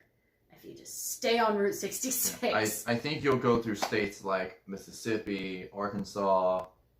I don't think it goes through every single state in the United States. No. But it takes you from one end of the country to the other. It's a great way. If you are knocking states off of your list that you've been to, if you are knocking places off your list that you've been to, I think it's a great way to get those places Route knocked off your 66 list. starts somewhere like just north of Florida, doesn't it? No. Where does Route 66 start? Route 66 starts up in the New England area. Oh, okay. And it ends And then takes you. It at does take you down. It ends in Santa Monica. Yeah, in but California. it does take you south. Because I think you end up in some of the southern states. It's like Georgia or Alabama or something like that. And then that's when it takes you west. through like Arkansas, Missouri. I think you go through Oklahoma.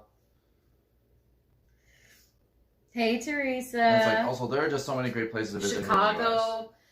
Chicago. And there's a lot. The Dakotas. You can go see Mount Rushmore. There's a lot of beautiful places. You can go see here in America where you don't have to see. That's one of the things I love about traveling, is that there's so many places that even if you've been there once, you can go there again and see something totally new. I just don't have. There's something you need in order to travel. Yeah, also, and I'm a millennial. Yeah, but and it's very hard for me to come But see, by also, if you're a big history buff, like me, I'm a big history guy. Like, you can go to Gettysburg, where Lincoln gave the Gettysburg Address during the Civil War. You can go to President Andrew Jackson has a mansion just outside of Nashville. It's called the Hermitage. I hung out there one day. That was great. There's actually a live stream up on my channel of that, so be sure to go check that out. I couldn't live stream in the mansion, unfortunately, because there are a lot of old priceless relics in there that belonged to the family. But like, I got to go see the grounds in front of the mansion. I got to see the grounds out back where the slaves and things would have lived.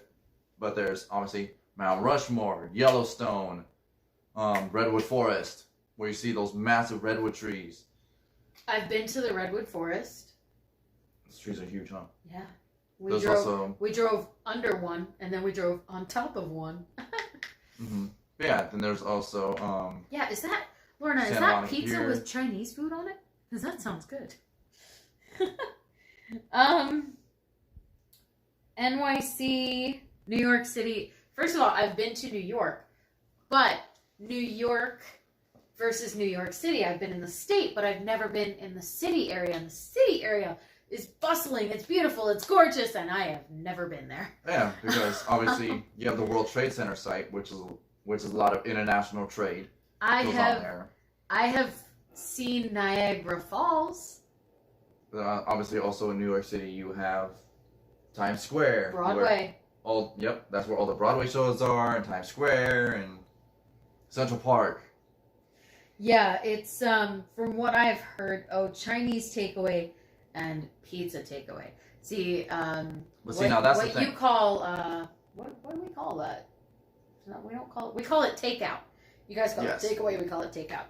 But now see, depending on where you go, you'll get either generic, like name brand store takeaway, or if you find little local places, like family run places, you'll find some great quality food there. Oh yeah, because most family run places are families from various other countries, various other nations that, these... Or they're locals who actually know how to cook the cuisine. Who know how to cook the cuisine, and...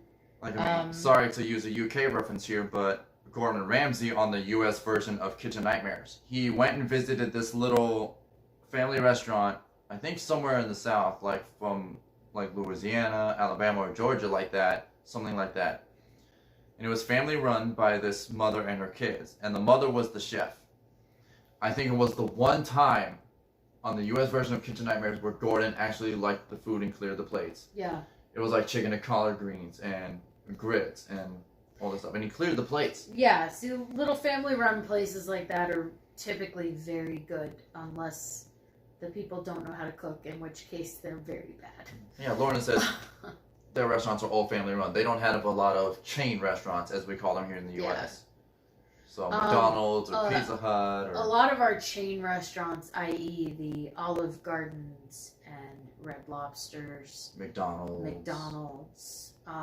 Golden Corral. Just mass-produced food. They're good if you don't want a good home-cooked meal. Yeah, because unfortunately... an American roadside diner. Oh, roadside diners are so cute. I love going to diners. I love sitting down at the booths and... Diners and dive-ins? Diners, drive-ins, and dives. That was a Guy Fieri thing. Was called Diners, Drive-ins, and Dives. And if you watch him on the Travel Channel or even on YouTube, he goes to a lot. He goes to a lot of diners, drive-ins, and dives, as he calls them. And you get to see a lot of cool things. And you it's get to... never chain restaurants or name brand places. It's always little small hole in the wall places that you wouldn't normally go to. Yeah. And actually, if you had, and my mom's going to have to correct me on this, and she'll probably get on me about it when she calls me tomorrow. And when she watches the replay. There is this place, I think it's either in Pennsylvania or New Jersey. It's called Roadside America. So if you're coming here and your first stop is going to be in the Northeastern Territories, Roadside America is this beautiful, beautiful little area. You go in, you have to buy a ticket to go in because it's America and you have to buy a ticket for everything. So you have to buy a ticket to go in, and it's model trains, and it's just this whole huge setup. If you were to take out all the doorways and walls in this house, it would be, or in this apartment, it would be twice the size of this whole entire apartment. But it's model trains, and they're all set up, and it's like so many of them. And it's all set up to look like different regions of America. And it's just so awesome. And you go in and you just walk along this little thing, and you see on this huge platform all of these little model trains and all these little model towns and cities and stuff like that. And it's really beautiful. And then at the end of it, I want to say like every 30 minutes, once you're done sort of looking around, they have you sit on these benches in the back, and they play America the Beautiful as the sun goes down. And like you can see all the lights, and you don't have to sit on the benches to watch it, but you can see all the lights in the towns come on and all the lights in the bedrooms, and it's really neat. So if you ever do decide to come here and you go to the Northeastern Territories, it's either in Pennsylvania or in New Jersey. It's called Roadside America. Really awesome. Check it out. They don't sponsor us either.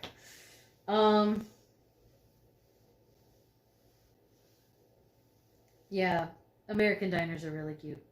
Cracker Barrel's nice. Again, I mean, see, that's also the same issue over here when Americans try to open like British bars or Irish bars or Scottish bars. We just miss the mark because we don't understand. We don't understand that authenticity. The authenticity and heart that goes into that, like a Scotsman or an Irishman or a British person would put into opening and running that establishment. Yeah. And we are going to, Lorna, you are right, we are going to need tea soon. Oh man, when I get paid, I want to get some like tea. I'm gonna get some tea.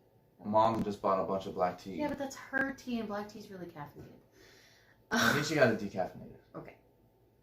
Tea is great. But yeah, it's just anytime we try to do international food from other countries, we kind of miss the She's like, can I be honest about the Rosencrown? By all means, honest. By all means, be honest. Yes, I'm willing to bet that the Rosencrown is not 100% authentically UK. By any means. It's an Americanized version of a UK diner. They do get the fact that they do chips right, though, right? Because they actually give you fries. What we would call fries. We'll see. What you call chips. I think before all of this COVID stuff, the people that were hired to work on the pavilions were from that country. So like the chefs and the waiters and things. Ever since they started, yeah, I don't think it's gotten any better, Lorna. I mean, we like it. Me and my mom like it because my mom loves fish chips, but it's not authentic. It may not be authentic, but in the countries, what Mike is saying, in the countries of World Showcase in Epcot, where we love to be, before coronavirus, every country would have representatives from that actual country, from their homeland. So if you went in the UK, you would have people working there that were actually from Wales, people working there that were actually from, Nottingham, Birmingham. Yes, anywhere on that little bit, anywhere in there. But if you went into France, they had people working there from France. Canada had people working there from Canada, Morocco, Mexico. Of course, the U.S. had U.S. people working there. China, Japan, Germany. Did I miss any? Because I feel like I'm missing some. Oh, hang on, let's just go around real quick. So, Mexico, which then goes into Norway, China. There's that little Africa section. Germany, Italy, America, Japan. France. No, I think it's Morocco. Morocco, France. UK, Canada. 12 countries. I And think each it's country has if you're excluding the US. If you're excluding the US. Each country has people working there who have lived in that country. That is the international program. But when COVID hit, they sent all those kids home. They said, sorry, you gotta go. Which is sad. But now, before COVID, while the food may not have been 100% UK authentic, the people making it were. Which I think... Actually, no, I don't think the chefs were. I think Really? some of the chefs may have been, but not all of them were. Because I know someone who used to work in Le Cellier who was definitely not from Canada.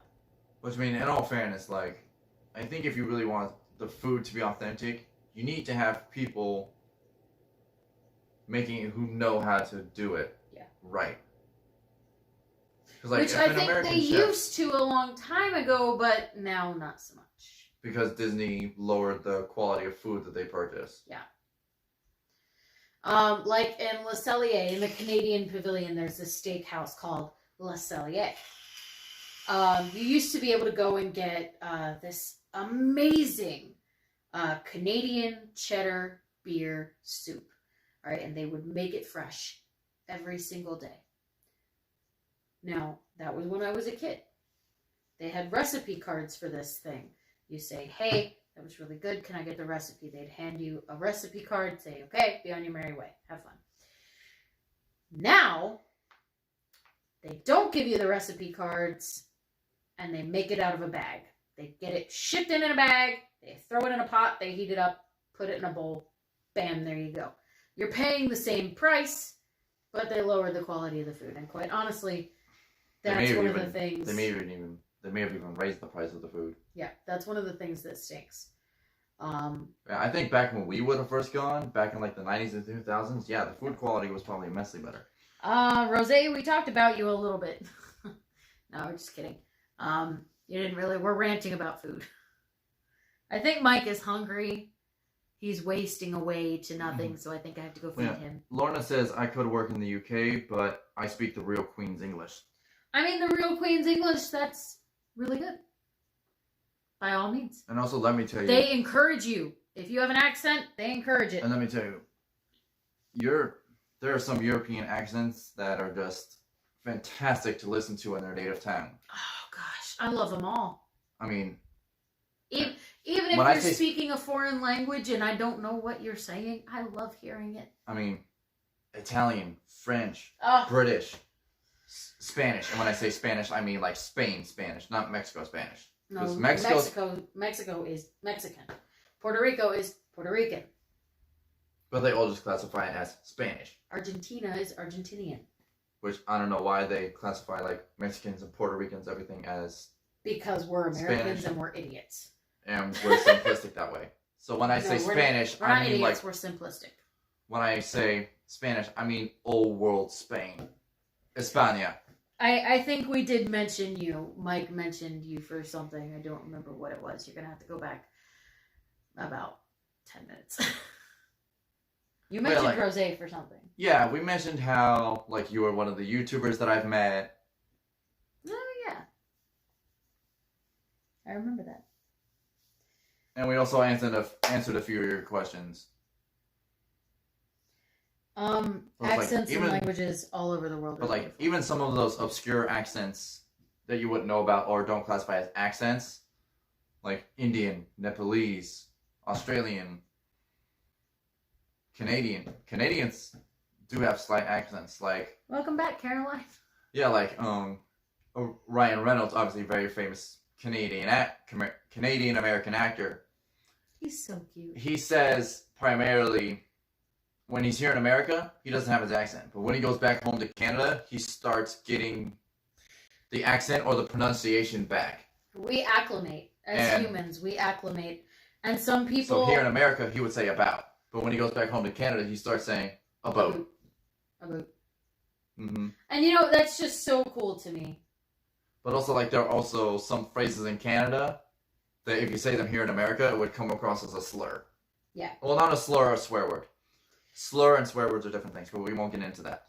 There's also, over in the UK, there's certain words that you can't say because it's wrong. You just don't say it. And, like, I'll just say we this. won't say it. Well, so I'll just say this, honey. I feel bad for any Americans that are named Randall that go over and visit in the UK. Yeah. Because the shortened version. Don't. The shortened version of Randall in the UK has a whole different meaning over there. If you go by Austin Powers, yes. If you go by Austin Powers, yes. But again, I think that's not accurate because that's an American playing a British person. Which that's one of the issues I had with the third Mummy movie. Guten Nacht. Not. Guten Nacht. I mixed up night and morning. Let's see. Have a good night, Karsten. Thank Let's you see. so much for joining us. We love you. Welcome to the family. Let's see. That is one of the things I had an issue with the third Mummy movie, is that they had an American actress playing Evie who was supposed to be British. Because if I recall, Rachel Weisz is she from Wales? I don't remember. Or is that Catherine Zeta-Jones? Samantha Beck says, how do you feel about the capacity increase? Great question. I don't think they should increase the capacity. No, I don't think Disney needs to be increasing the capacity right now. Because as much as I would love them to, so that way it would mean more guests coming in, more income coming in, and that means more cast members bring Bob back. However, if you look at the numbers of COVID cases, Guten Nacht. Have a good night. Thank you so much for joining us. Good night, Karsten. If you look at the COVID cases, they appear to be rising again. Not as much as when... Not as much as they were before. When it first hit. It wasn't growing exponentially, but we still get those occasional spikes. But it's like we're careful for a little bit, and then we get lax on being careful, and then the we cases have rise to, again. and then the cases rise again, and then we have to be super careful again. It's a cycle right now, and I think if they up the capacity anymore, it's gonna make things just a little bit worse. And if we know anything about domino effects, you knock one down, they all go down. And yes, it takes time, but it's also very quick how it happens. So we've got to be super careful, super vigilant. And I mean, Disney is cracking down hard. If you are not wearing a mask, they will ask you once politely, and that is it. One strike, you are gone. There was that one They guest. have to ask you again, they will walk you out. Yes, there was that one guest who wore his mask when he got into the park, but then somewhere along the way he lost it, and he refused to put a mask on. He took it off and refused to put it back on. He got and served. Started screaming about his rights and screaming about whatever else he was screaming about. And he got served a lifetime ban from Disney. He got served a lifetime ban from Disney. There are people who will walk around with their masks under their nose, above their chin. They won't even think about it. There are people who will say, I don't know why I have to wear a mask. I paid to come here, blah, blah, blah. Whatever your stance on the mask is. If you are going to Disney, abide by the rules. Okay? But see, now, there are You're paying to go. It stinks that you have to wear a mask, but if you want to go, those are the rules you have to follow. But see, now there are a few exceptions. So obviously, when you're stationary and eating, mask off, that's fine. Yes. To make sure you're distanced from others. Or like, if you're in the middle of the park and you yawn, and your mask slips down beneath your nose or above your chin. You can fix it quickly. Just fix it real quick, and the cast members won't get on you about it. Yeah. We were in Germany once with a friend of ours. Not Germany, but The Germany Epcot, Pavilion Germany. at Epcot. And our friend was getting like a German beer for us to try. And we were like, okay, cool. After I finished trying mine, I forgot to put my mask back on, and an employee walked by and she was like, I'm sorry, miss, could you put your mask on? I was like, yes, absolutely. I'm so sorry. My apologies. And I did. I put my mask back on, and that was the end of that. So if you're good about it, if you're good about wearing a mask, if you accidentally slip up and you apologize and you just quickly fix the issue, no problem at all. If you go to Disney and you start complaining about the masks, just know that on the Disney website, if you want to go to Disney, one of the first things they say is, by the way, you have to read this, acknowledge this, there is this pandemic out there, you do have a chance of getting it, blah, blah, blah, blah, blah. I haven't read the whole thing because I wear a mask every time I go. But the rules are you have to wear a mask every single time or some form of face covering. Or some form of face covering. Say you have a medical condition like asthma, or you have troubles breathing, and you can't wear that face mask. If you get a doctor's note and you present it to Disney, they'll allow you to wear one of those plastic face guards. Yes. And maybe a loose fitting mask, but you will have to wear the face guard in addition to it. You'll have to wear the face guard all day. And some people, they actually make glasses. There's some people out there on Etsy or what have you, where they're making glasses or sunglasses that have the face guard. So it's like the glasses and the face guard is attached. So it's like you could even wear that. Which helps prevent the fogging up of your glasses if you wear glasses. Stephanie has this problem. I wear glasses, and every time I wear a mask, my glasses fog up. So what I have to do is you'll see me adjusting my glasses a lot in the stream. Because my glasses have little rubber nose pieces right here, so it can hold on to fabric pretty well. So I'll just like whoop and stuff my mask up. But you'll see my mask will get stuck up right under my eyes, which is kind of annoying.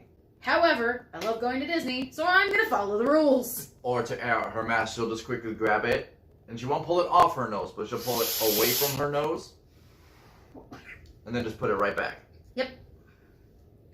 Yeah, and like Lorna says, you wouldn't walk around naked just because you don't believe in clothes. Unless you were in a nudist colony. But even in nudist colonies right now, you still have to wear a face mask. I wouldn't know. I've never been to one, but I'm guessing. Anyone who goes to a nudist colony. Yeah, it's not just Disney. It's also Universal. It's everywhere. SeaWorld. There's a lot of stores with signs posted that say, if you're not going to wear a mask, don't come in. Yes. Even at my store.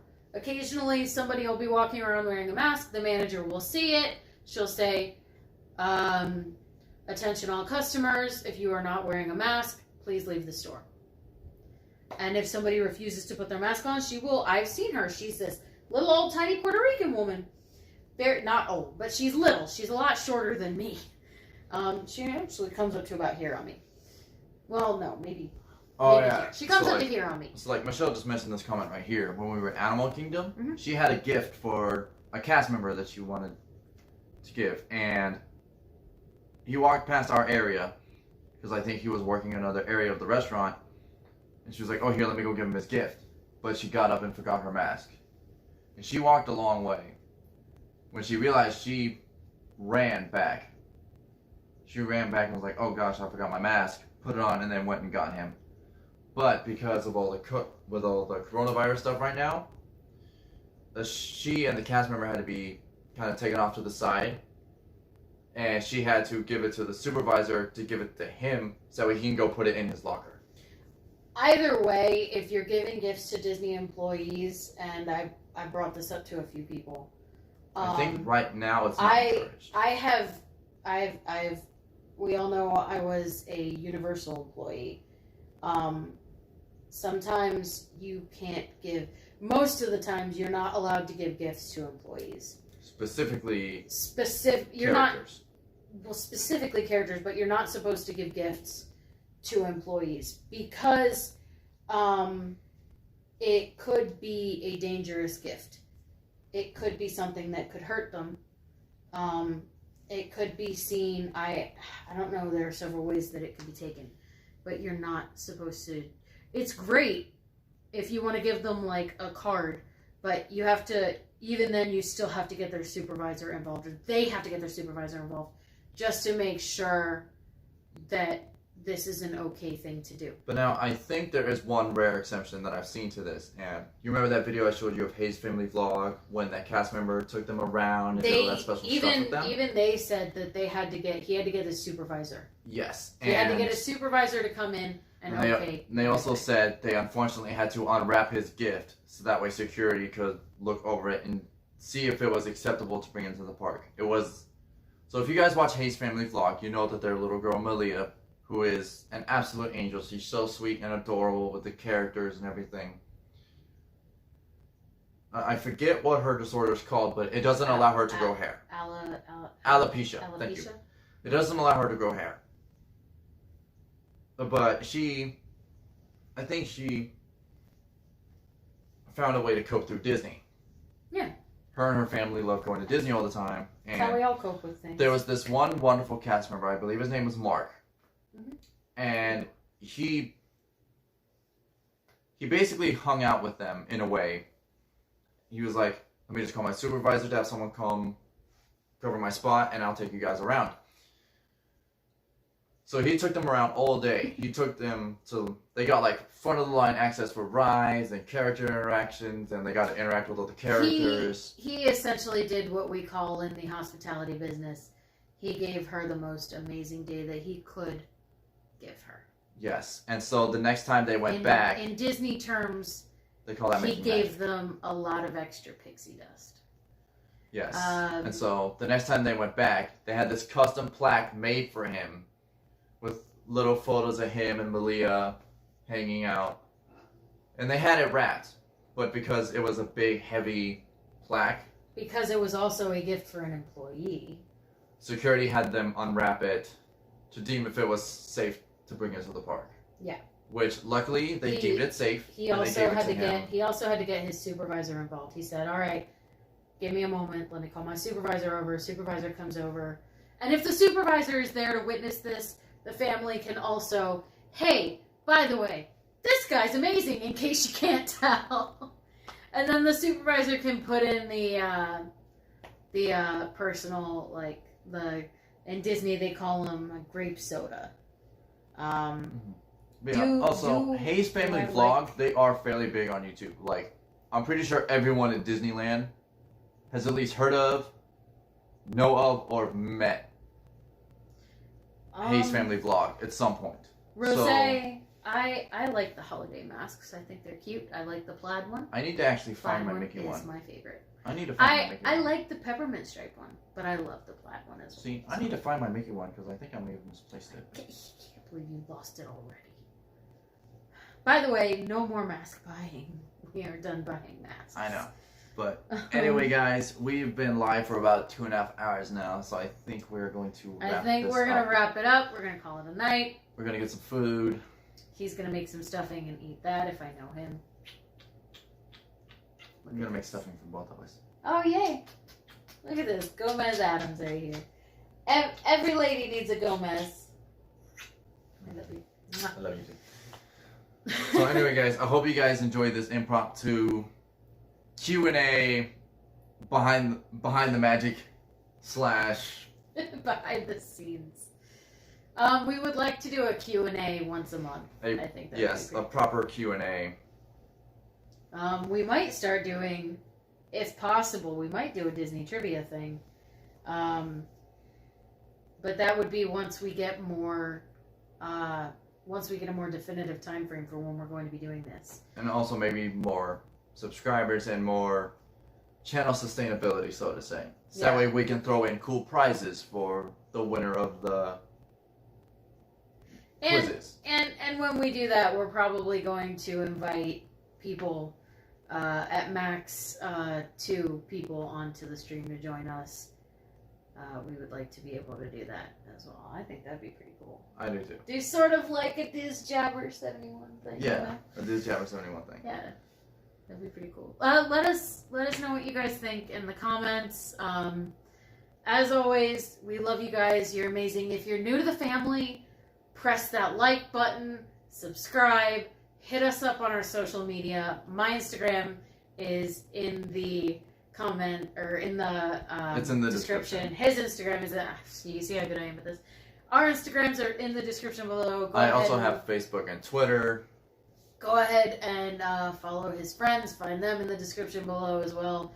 We mentioned them, and he's gonna show me because I don't remember. Be sure to go check out DizJabber71. That's my buddy Christian. Drew in the moment. Andy's Playground. What to Do Twinsies.